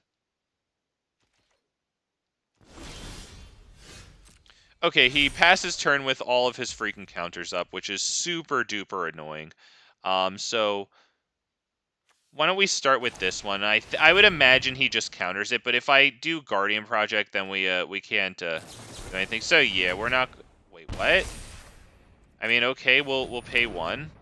So I would assume he has another counter also.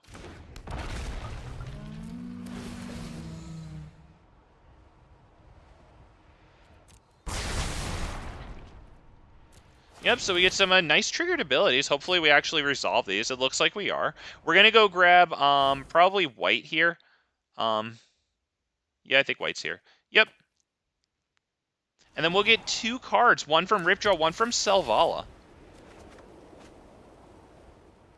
Let's go.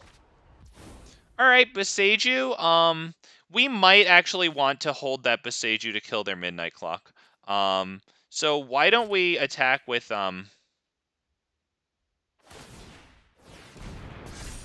Yeah, let's attack with Ranging Raptors, I think. I don't think that they're going to block with their commander there, which I honestly, if they knew, maybe they should have. I think that they're going to get that off, though, before the Boseiju kills it, so... Yeah, that's too bad that they can just... Because now they're going to have freaking 4 more cards in hand. That really sucks. So if I Boseiju that thing, unfortunately, I think that they just... Oh, right, because they get the freaking... Yeah. Okay, yeah, that's pretty freaking wild. All right, so then I lost out on a land drop there. That really sucks. All right, whatever. I'm just gonna freaking play it then. Do I? I don't think I even do an Ungilded Lotus because they'll just get a mana to replace it. So instead of dorking for 1 or 3, it effectively dorks for 1. Whatever. I think we'll. Do we do Gishath? Or do I do something more like Guardian Project first and then Gishath? I think it's just Gishath. Yeah, if he's gonna freaking counter that, then like we'll just leave this game. Yeah, we're not gonna sit here and bother with that. Yeah, we got washed away of all things too, unfortunately. That's really good because for 1 man it'll kill your commander. But yeah, we don't need to sit here and feed more W's into the Rusco Industrial Complex there. The Rusco Midnight Clock Industrial Complex. Jesus Christ. Oh, God. I hope they have all the data that they need. You see, I understand why devs release things overpowered instead of underpowered if they're unsure about how to release them. And it's because they actually want people to play them so that they can get their data in a reasonable amount of time and then adjust accordingly. So you want him to be too strong so that people actually want to play him. I get that, but, like, can we get our data? Like, he's a little too strong. It's pretty obvious that you could make some partial... You don't have to, like, make him perfectly complete right now. You could make a partial step right now with, like, maybe making the Midnight Clock come into play tapped or something.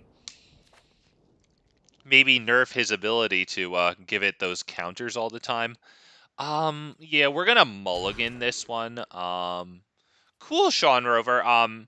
I don't know much about the lore of these things, to be perfectly honest.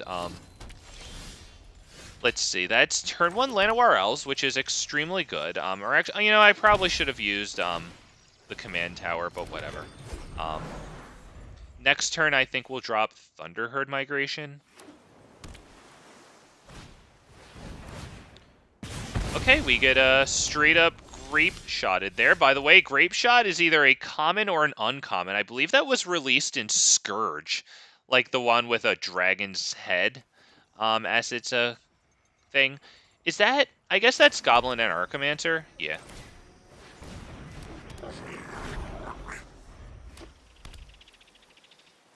We are already in 2023 in my country, Antonio Mendez. Cool, man. Very good for you, man. Feliz Año Nuevo. There you go, man. Let's see. That's probably Abrade and Cultivate. Yeah. Yeah, Boseiju is a spell most of... Yeah, that's a good way to think of it, yeah. Good way to think of it. We're going to get a red and... because we have double green, so we'll just get red and white. Yeah. Because double white for a Trapjaw Tyrant, assuming, you know, they kill Command Tower, which is, you know, the land that most often dies. So we're going to destroy target artifact on that. Takes away mana capacity, takes away mana fixing.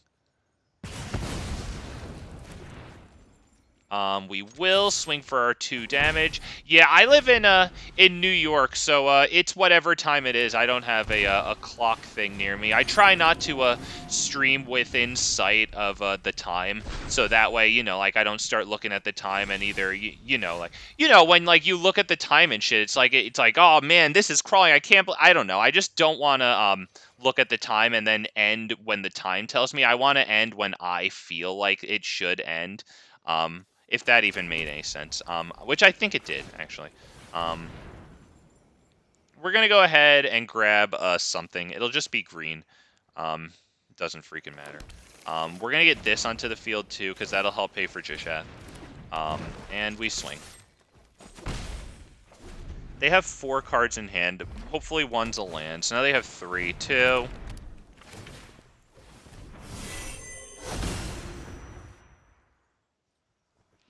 Okay, because I need to cast and resolve my commander, so, I don't look at time. Yeah, it does look at you.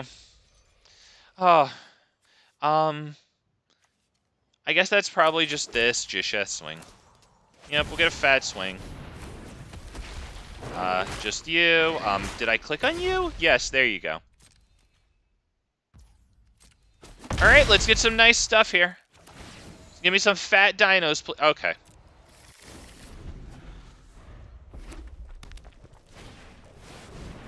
Okay, they get that onto the field. It has 7 toughness. Wow. Wow, that has 7 toughness. That's good. Do we start with Commune? I think not, because it might take dinos away from us. We're going to start by attacking here.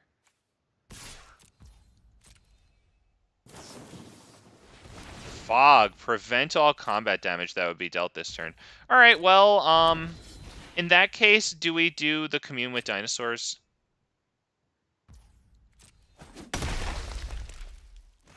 I think probably, yeah. We might just get something really nice in hand.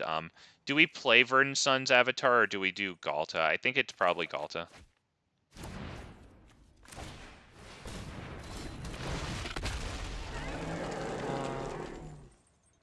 And yeah, that's it, pass turn. Change my mind. Lightning Bolt is good in non-60 card formats. Well, I don't think I have to. I think that the fact that Wizards of the Coast changed Lightning Bolt to a rare, they gave it some extra ugly art and the most hideous card templates that they could release it as rare, even though it's been released as a common since the game came out, right? And now it's a rare in Arena and it's selling. I think everybody agrees with you because, you know, they got away with releasing it as a rare. Lightning Bolt is fantastic. Lightning Bolt is good, man. I mean, it's a standard against which all cards are judged, right? There's a reason that they call it bolting the bird, you know? Or just bolting stuff. Dude's looking for any card, which really sucks. Hopefully he doesn't have a red burn strong enough to kill Galta.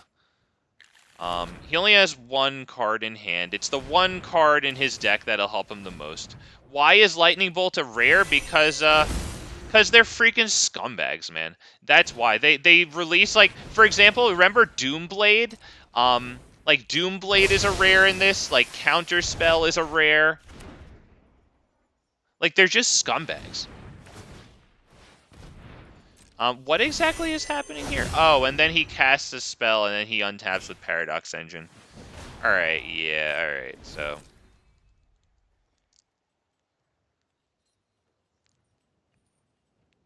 Yeah, but basically they release them in like a different art, but then like, you know, they make it a rare because it's some special edition or something. I don't even really know, to be honest. But all I know is that you know, even though Lightning Bolt has been a card for 30 years and an uncommon card is that, they decide, "Oh, look, we'll just release this as a rare." Since when did Counterspell need to be a rare? You're thinking it from the player's perspective. Remember, you got to think about it from a soulless scumbag's perspective. Um, Yes, we'll take the freaking damage. Jesus. Can you be done? Is this an unlimited? Is this an infinite combo? Because he's just gonna keep on casting stuff that's like 1 mana, right? All right. Let's why don't we start with Gishath here? Because I don't see anything else to do. Am I getting freaking countered, dude? Like, do I really have to sit here and get countered? And we will attack.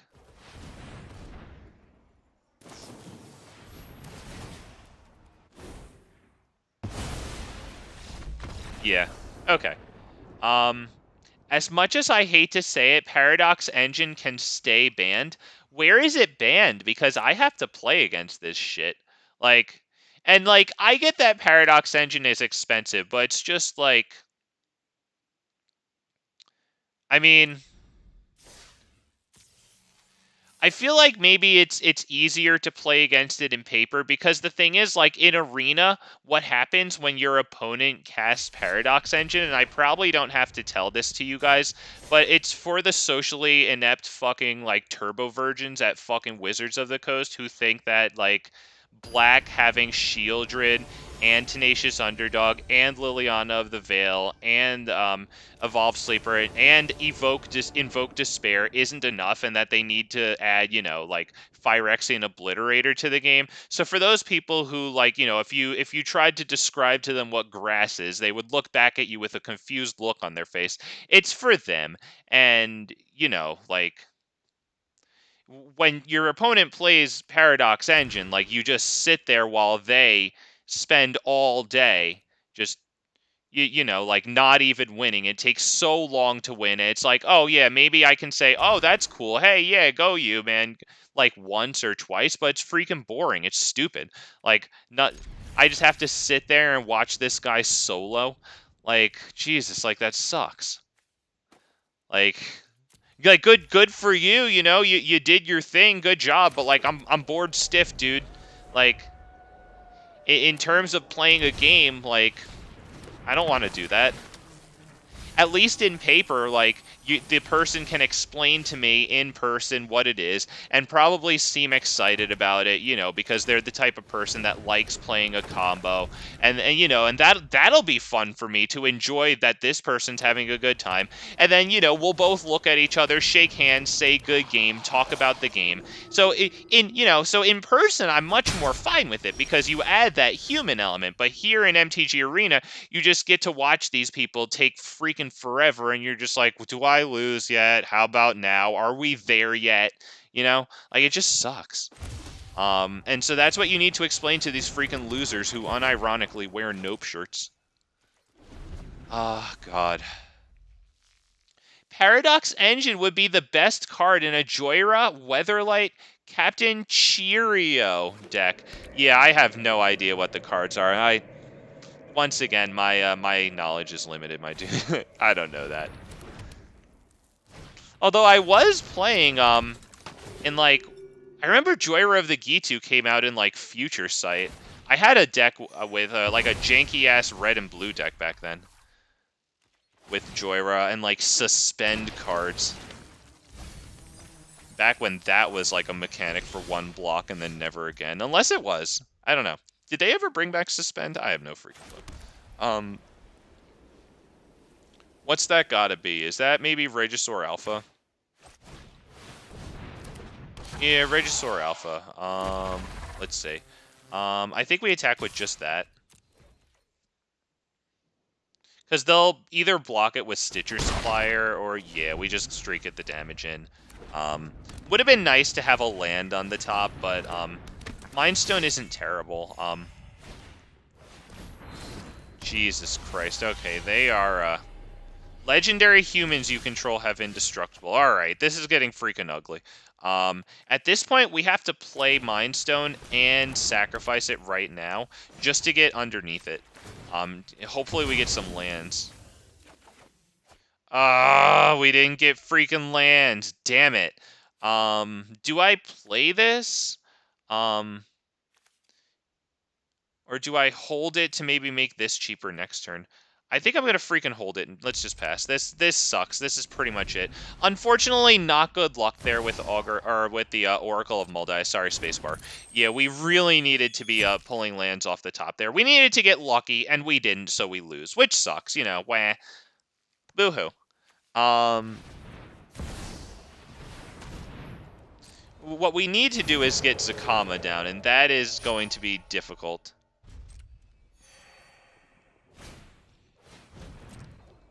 They did empty their hand, so hopefully they just can't deal too much damage each turn.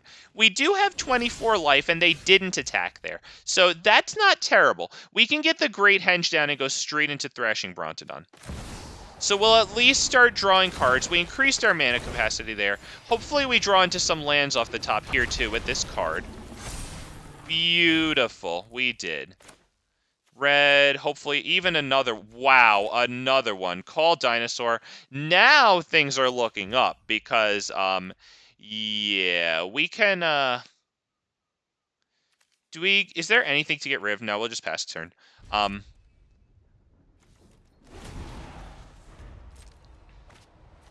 Yeah, Mox Amber isn't really worth it. These just dork for 1 mana.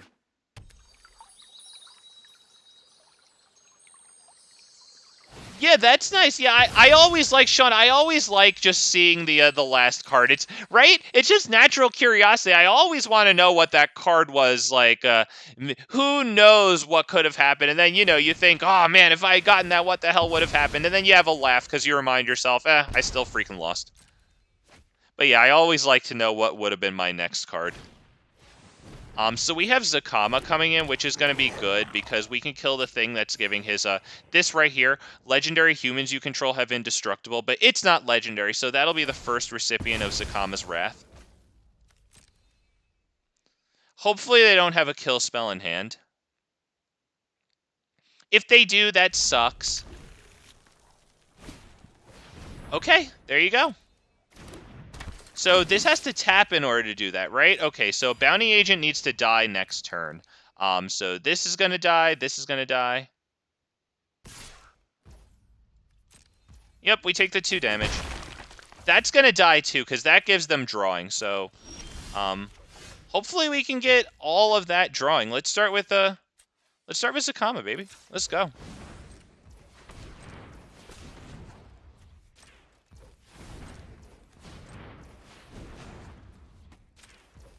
Is that enough for Zacama? Whatever.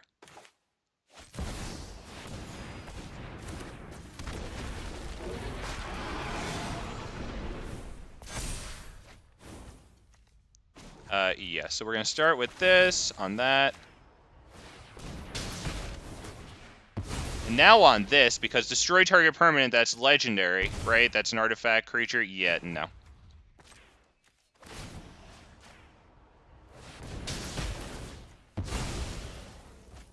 Looks like we only have one more Zacama activation. It looks like I should have killed that one first. So we'll just kill that one, right? Do I need to kill this one? When it deals, you do 2. Yeah, we're gonna kill that one, because that brings stuff back from the graveyard. So I'm happy to take the hits from that. Yep. There you go. Because the poor guy's still just top decking, so yeah. Zacama, we have like 3 activations in that turn. Looks like 3 or 4 next turn, probably 3. So yeah, Zacama there, and then we hadn't even attacked yet. I think he has Death Touch. Oh yeah, on his commander. Yeah, so I guess I wouldn't have attacked. But so what? So what? Next turn I just destroy that thing and then attack. Like yeah, good game, poor guy. We got Zacama out. It was very slow for us, but like He didn't have the removal spells or whatever that he needed to stop us. Otherwise, he would have kicked our butt there. I got one of his commander. There you go. Look at that. We captured his soul. There he is. Yu-Gi-Oh shit there. Oh, God. Yes. All right, that felt good. Not gonna lie, little bit of Zacama action there feels good, right, boys and girls?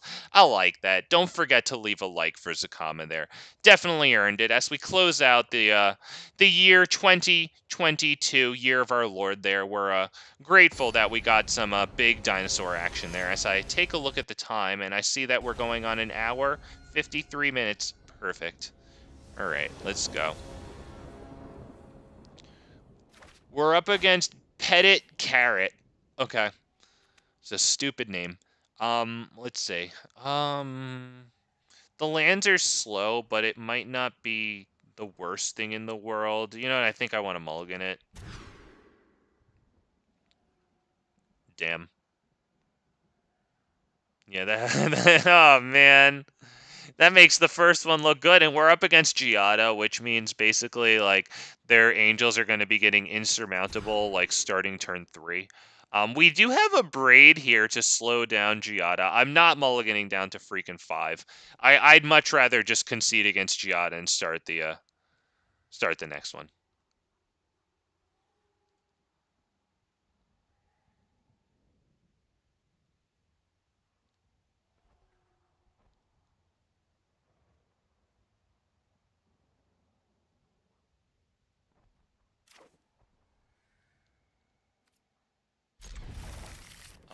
We're going to get rid of, I guess, a Tally here. Yes. Enters tapped. This one can probably come in on white since we have another green here. Yeah, everything looks good. All right. Why don't we drop this on red right now, so that way when they drop their commander, we can immediately get it out. Yeah.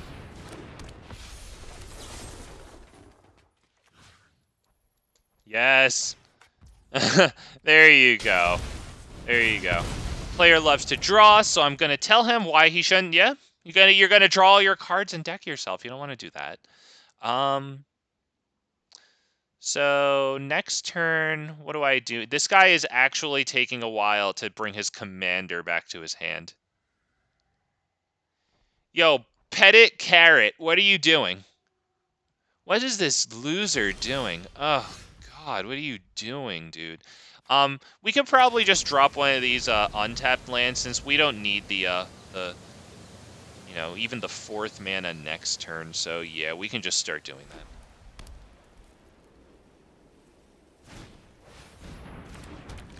Okay, a nice thing there.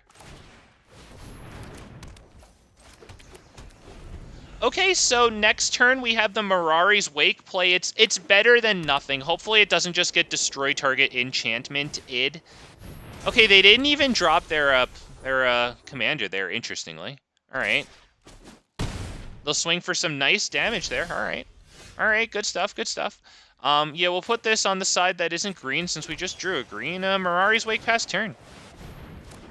There you go.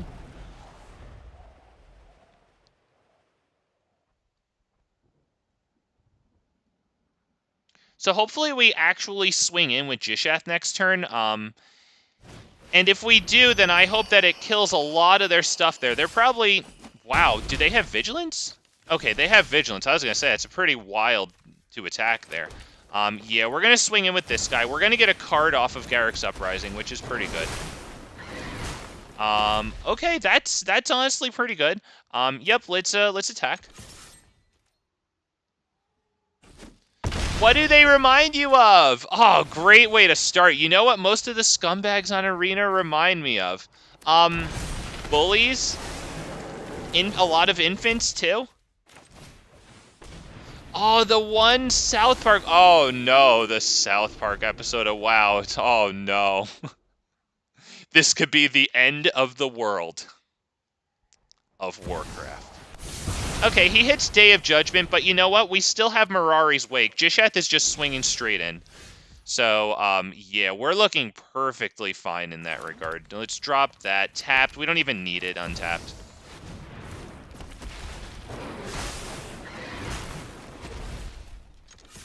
We're not playing anything else, too, just in case they have more wipes.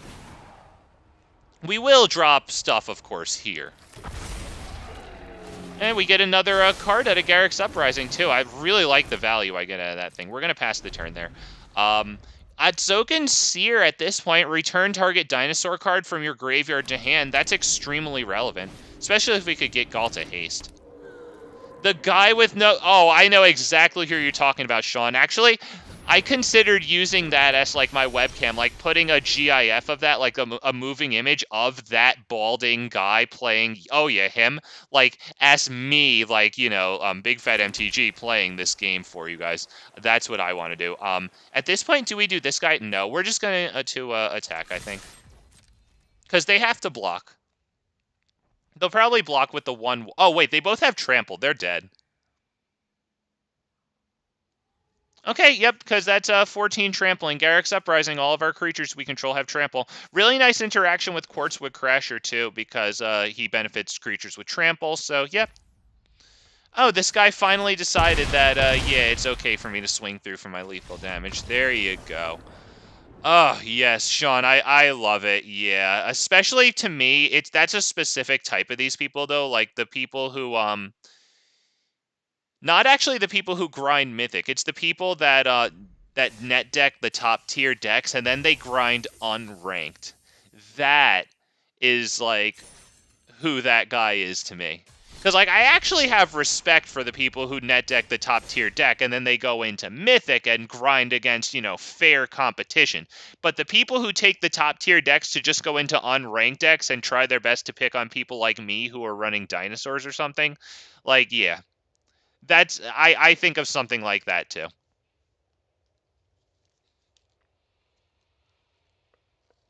Especially because at one part in that episode, he was the most powerful person, right? And he was like killing everybody. So that's exactly what they want to do. They want to be the most powerful person and just kill mutate decks in unranked. Let's see. This isn't terrible because we've got a bunch of ramp. We might even be able to get Skyclave Relic kicked. I think we could take this.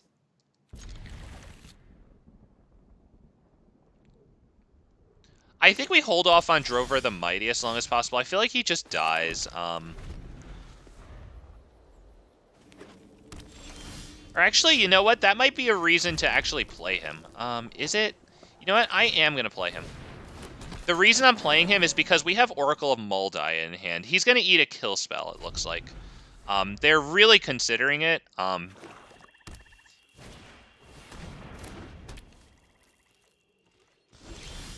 right, you know what? If they do that, then we're going to go ahead. We're going to drop that. We're going to do Shaper's Sanctuary, Garruk's Uprising? Or do we do Mindstone, Shaper's Sanctuary? Yeah, I think maybe Mindstone and Shaper's Sanctuary, because I do want to get some ramp onto the field. And now seeing Shaper's Sanctuary, maybe they hit Drover the Mighty with the kill spell. Okay, I really thought that they would. Yeah, we'll just attack there.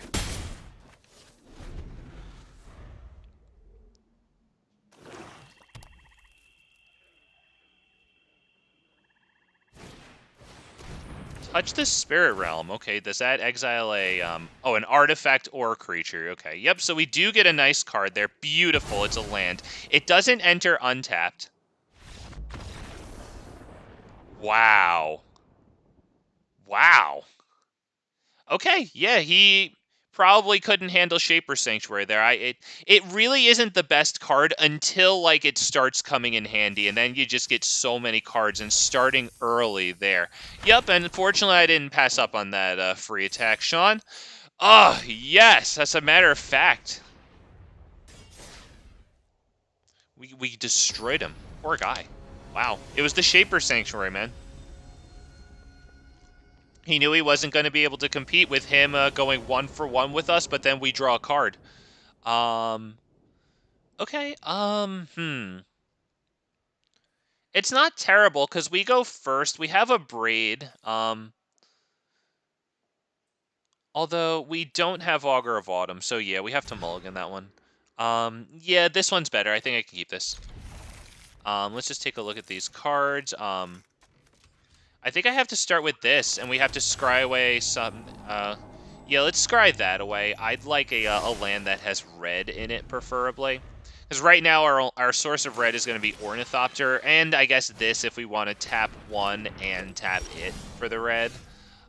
So why don't we do this on green? We'll do Ornithopter, pass turn.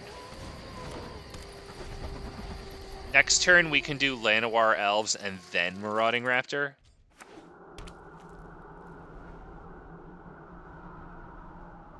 If they get another source of mana, like another Dork, I'm going to braid the Llanowar Elf set next turn. They can't get this. Yeah, okay. So, yes, please. Jesus. All right. That...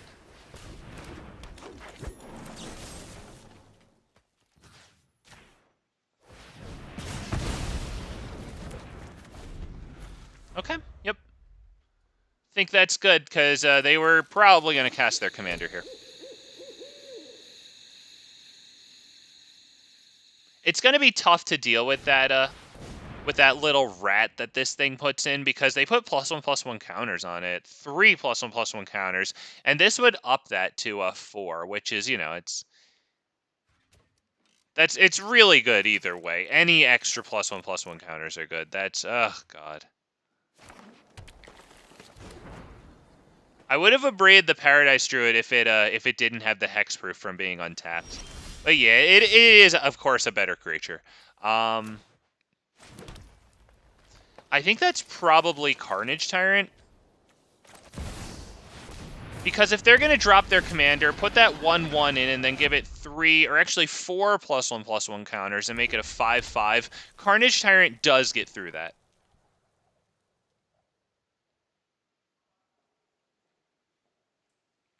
And they can't fight Carnage Tyrant either, or burn him.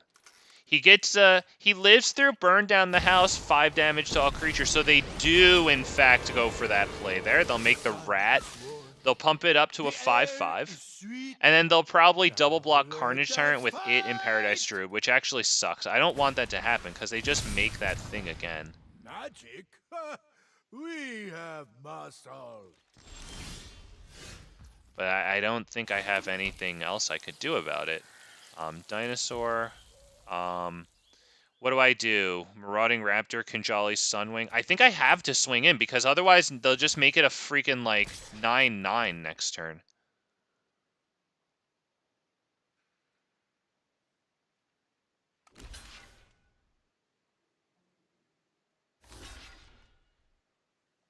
Yeah, unfortunately they get the,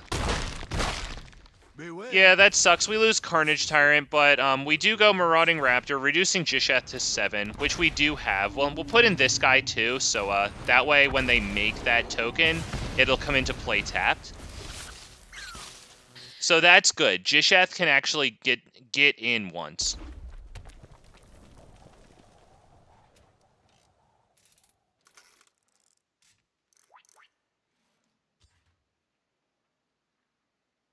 Looks like they decided to destroy one of our creatures, but they don't know which one.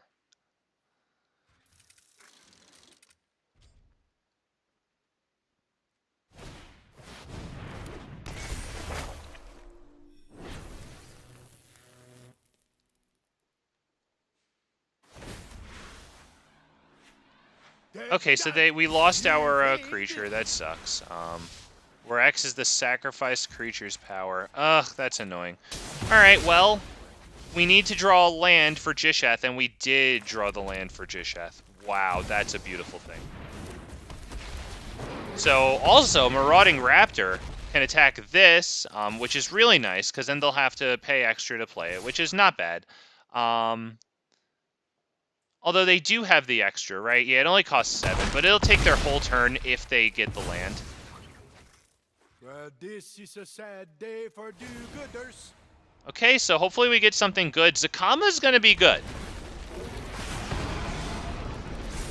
We don't have all the mana in the world, but we have 6 lands plus this one, so 2 activations of Zacama per turn. That's enough to kill both of their enchantments here.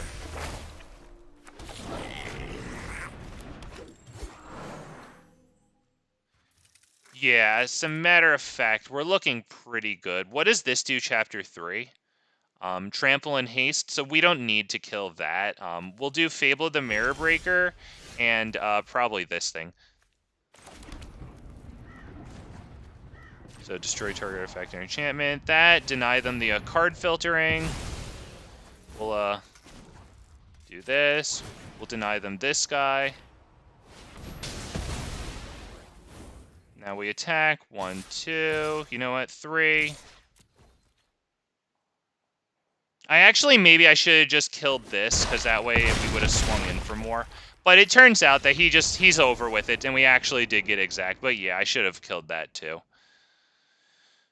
Oh, all right, good game. Probably play one more or so. So I want to thank you guys for stopping by with me today. So we finish out the year with what seems to be your guys' favorite deck here, Gishath. I think you guys like Historic, Brawl, and Explorer, which is really nice. It's just nice that people like, any freaking thing I'm doing, So thank you all for stopping by here. If you haven't already liked this stream, if you'd be so kind now while we're waiting for what's probably going to be our last game, unless it's super quick, get me that thumbs up because it gets my streams out to more people. And the Gishath ones apparently can do pretty well, so the likes might be extra juicy when it comes to helping Big Fat MTG out. So thank you so much for that, man. Appreciate you guys. As we, wow, I'm just really low energy. JA earlier challenged me to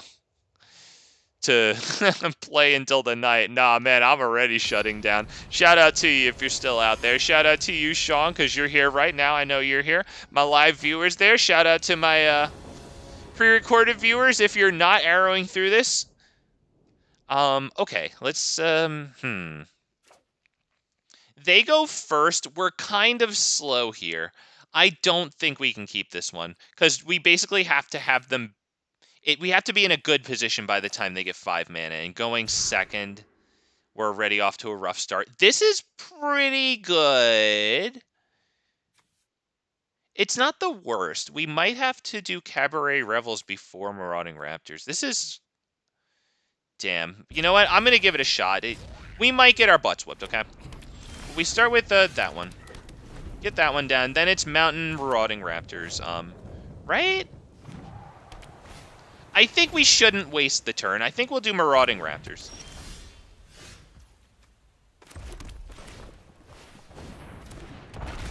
So he already has 1 piece of ramp on the field, which definitely stinks for us. What did you place? Oh, I was just platinum tier 3, my usual. But if it helps you out, I mean, there was a time during the month where I could have gotten diamond, but like I don't want to get diamond if it's before like the 20 or the 25th of the month, because I'm not gonna go like face the meta, because I was doing a bunch of explorer at that point. But yeah, if it helps, it helps my ego. So we'll go with it. I think that's probably Cabaret Revels.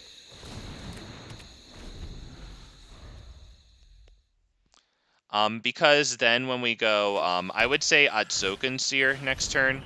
He's got Shalai out first to protect Joda, which is pretty darn good.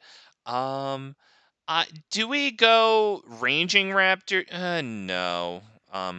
Yeah, I think we just go Otzoken Seer. We'll get another card or creature down. It should be like a dork or something. Okay, great. That reduces the casting cost of Dinosaurs. Beautiful.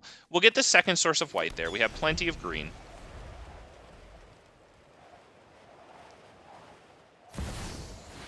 Alright, they get Joda, which really sucks for us. Yeah, it looks like we're probably going to get pooped on by Joda here. I don't see what we do here. We can start with Cultivate. We'll grab a couple of lands and then play Ranging Raptors, and then probably just get... You know what? It's not even worth it, honestly, because we're just trying to get to Gishath next turn. Like, their next turn's going to be ridiculous. Yeah, let's not bother. Let's go into another one here. I think that's just an exercise in futility there.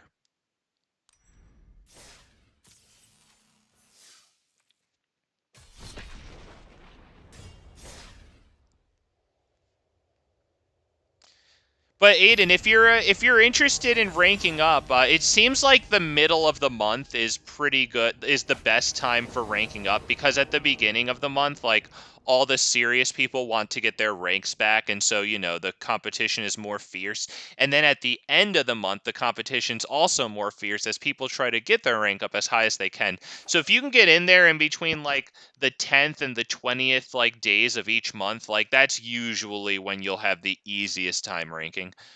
We're gonna mulligan this one. Yeah, we can keep this. We have a decent curve in Drover, Zokenseer. Actually, we can go Drover into Guardian Project, then Zokenseer, maybe get a nice card off of that. Let's take a look here. Okay, we'll just start with Forest, whatever.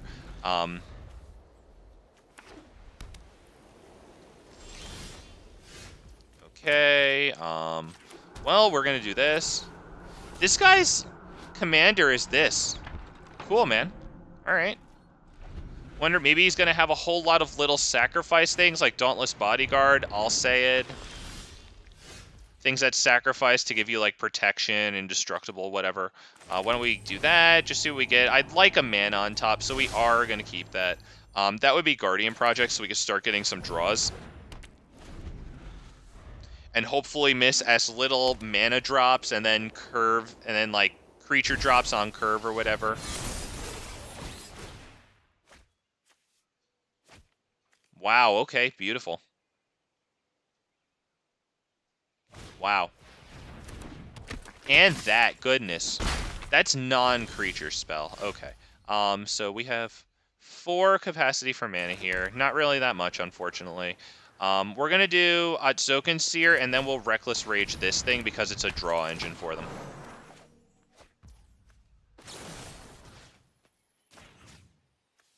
Right? Or do we do it on that? You know what? I think we do it on the Welcoming Vampire, honestly, because there might be turns where we don't cast anything but creatures and we wouldn't trigger this, whereas that one, they're probably going to trigger it every turn.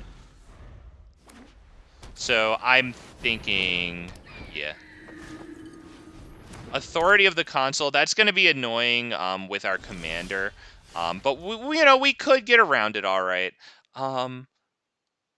I'm kind of liking Quartzwood Crasher here, honestly, because, you know, we have to have him wait around a turn before he can attack. You know what? Yeah, we'll drop Llanowar Elves, too, and hopefully the draw will get us the land drop. Wow, we did get the land drop. Beautiful. Beautiful. Nissa's creature that it makes will get around Authority of the Consoles. It's not going to be super useful. But it is a thing. Alright, they killed that. We got some nice value out of it, though.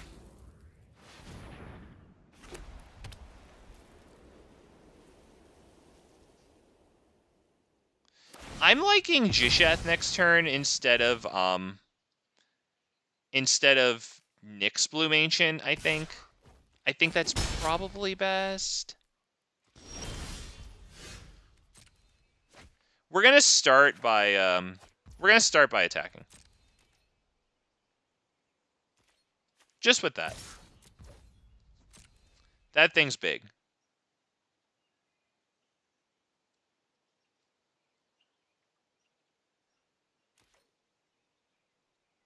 Oh, Robber of the Rich is really cool, man. That's probably one of my favorite annoying cards to play against, because, like, it's very good, but, like, it doesn't end the game.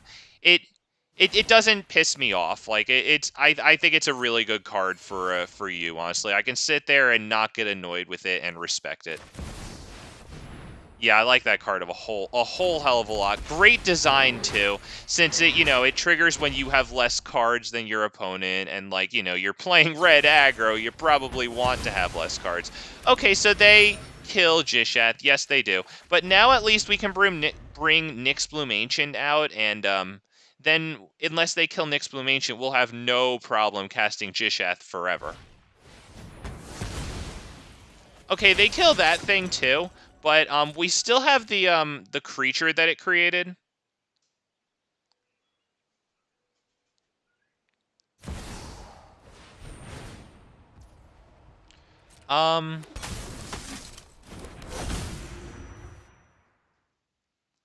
Okay, not gonna lie, they have a lot of stuff on the field. We have 1, 2, 3. We have 8 capacity for mana. We could tap everything but a forest for Nyx Bloom Ancient, and then use that forest, tap it for 3, and play Cultivate. Which isn't terrible. I think we have to keep this thing untapped. Let's see. I think this turn starts with Nyx Bloom Ancient. Actually, it doesn't matter what we tap it for, right? Because it's any permanent whenever we tap that permanent for mana. Yeah, so why don't we start with this guy?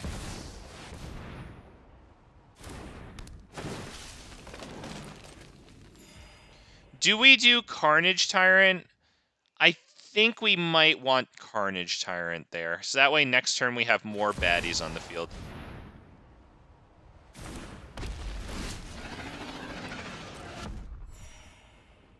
Yep, I think I'm good here. Choose attackers, no attackers. Because I think that thing might prevent a decent amount of damage.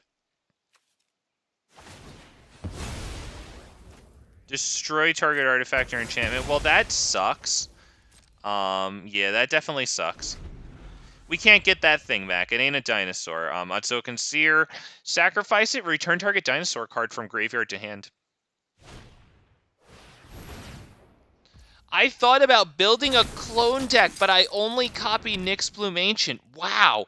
Well, then you better have all your finales and a whole bunch of stuff with like X in the cost or something. Wow, I don't even know, man, or some like activated abilities that you can keep on casting. Oh yeah, man. Wow. Wow, dude, cool. All right, Lion Sash, that's going to take stuff out of my grave. That's good. I'm pressing spacebar. Jesus, all right.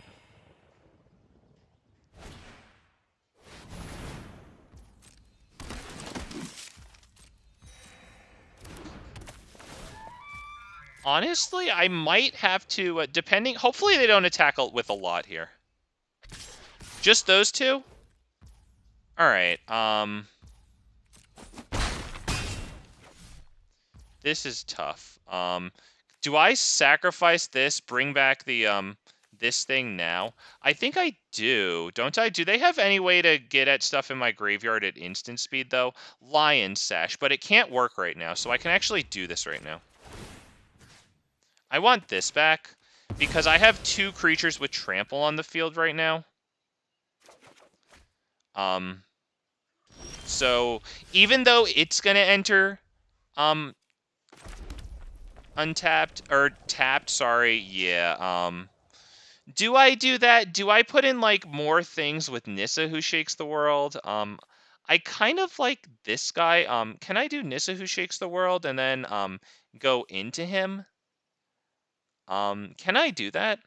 Let's see. 1, 2, 3, 4, 5. Yes, okay. So we do that. Yeah, they get a draw. That honestly sucks. But Nissa's going to help us afford the commander too, possibly. The thing is, it's a long way out. Alright, so we put the, yes. Jesus, alright. On this.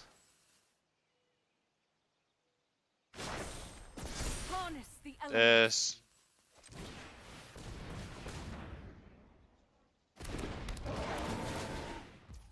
Jesus. Yeah, I don't think we can do anything at this point. I think I'm pretty much rearranging deck chairs on the Hindenburg because he just attacks and wins. Like, he's just counting up all the creatures right now, honestly. And even if he doesn't win, he just swings and wins the next turn. Unfortunately, we're missing the Thrashing Brontodon or Vivian or just anything that can destroy target artifact or enchantment because the authority of the consoles is killing us here.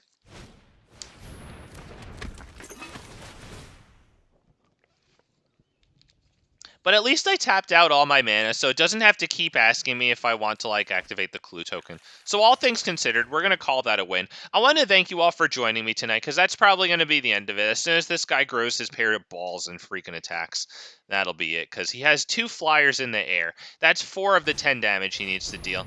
And he has, between the rest of the things he has, he needs to swing wide around these 2 creatures and deal 6 damage.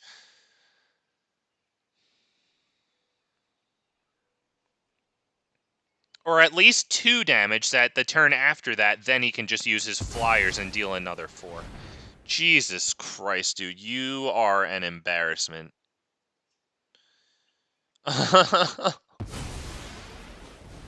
Alright. Alright, dude. Alright, you're gonna give -5 to maybe the token. You're gonna draw 2. Okay, this is... Are you not attacking then with anything but the 2 flyers? You know, I was gonna tell this guy a good game, but I don't think I'm gonna do it anymore. I think this guy is just doing his thing here. Unless is this a combo that I don't recognize, or is this just guy just being a freaking geek? Because, like, there's no way we can beat this with anything. Like, I don't think Forerunner of the Empire is going to do it.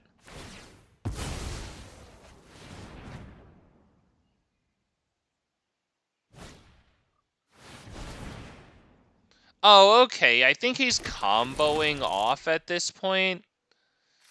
No, I'm curious about it. We'll see what happens here.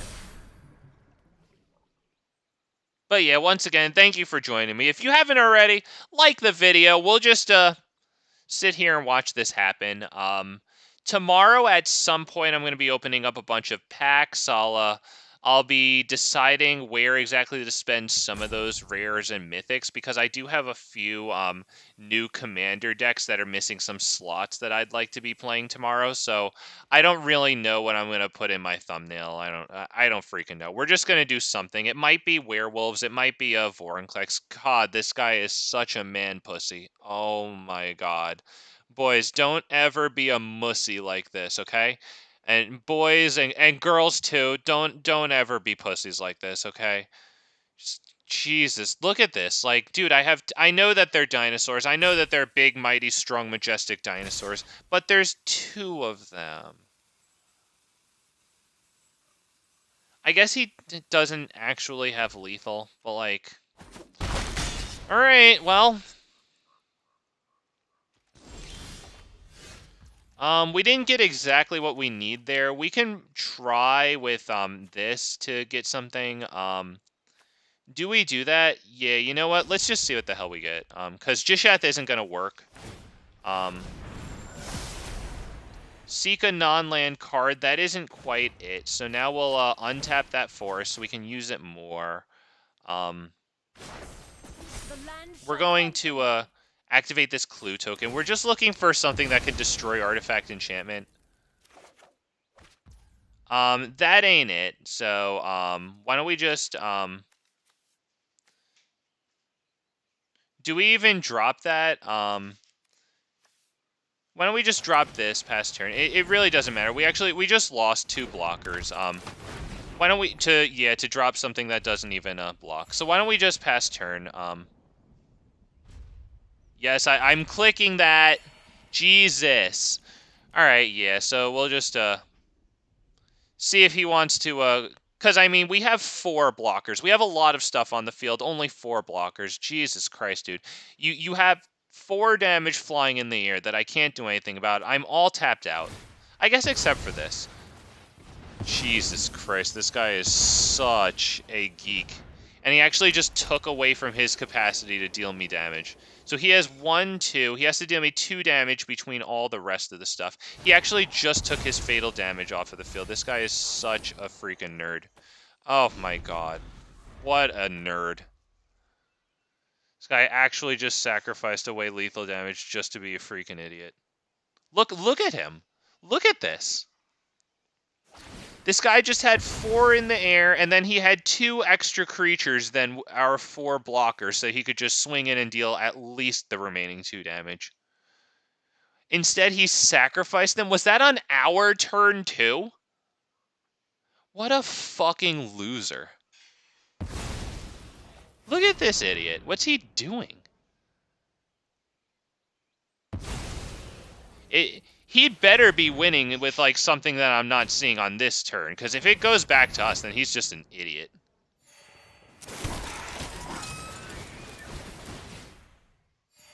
Okay, nice, yeah.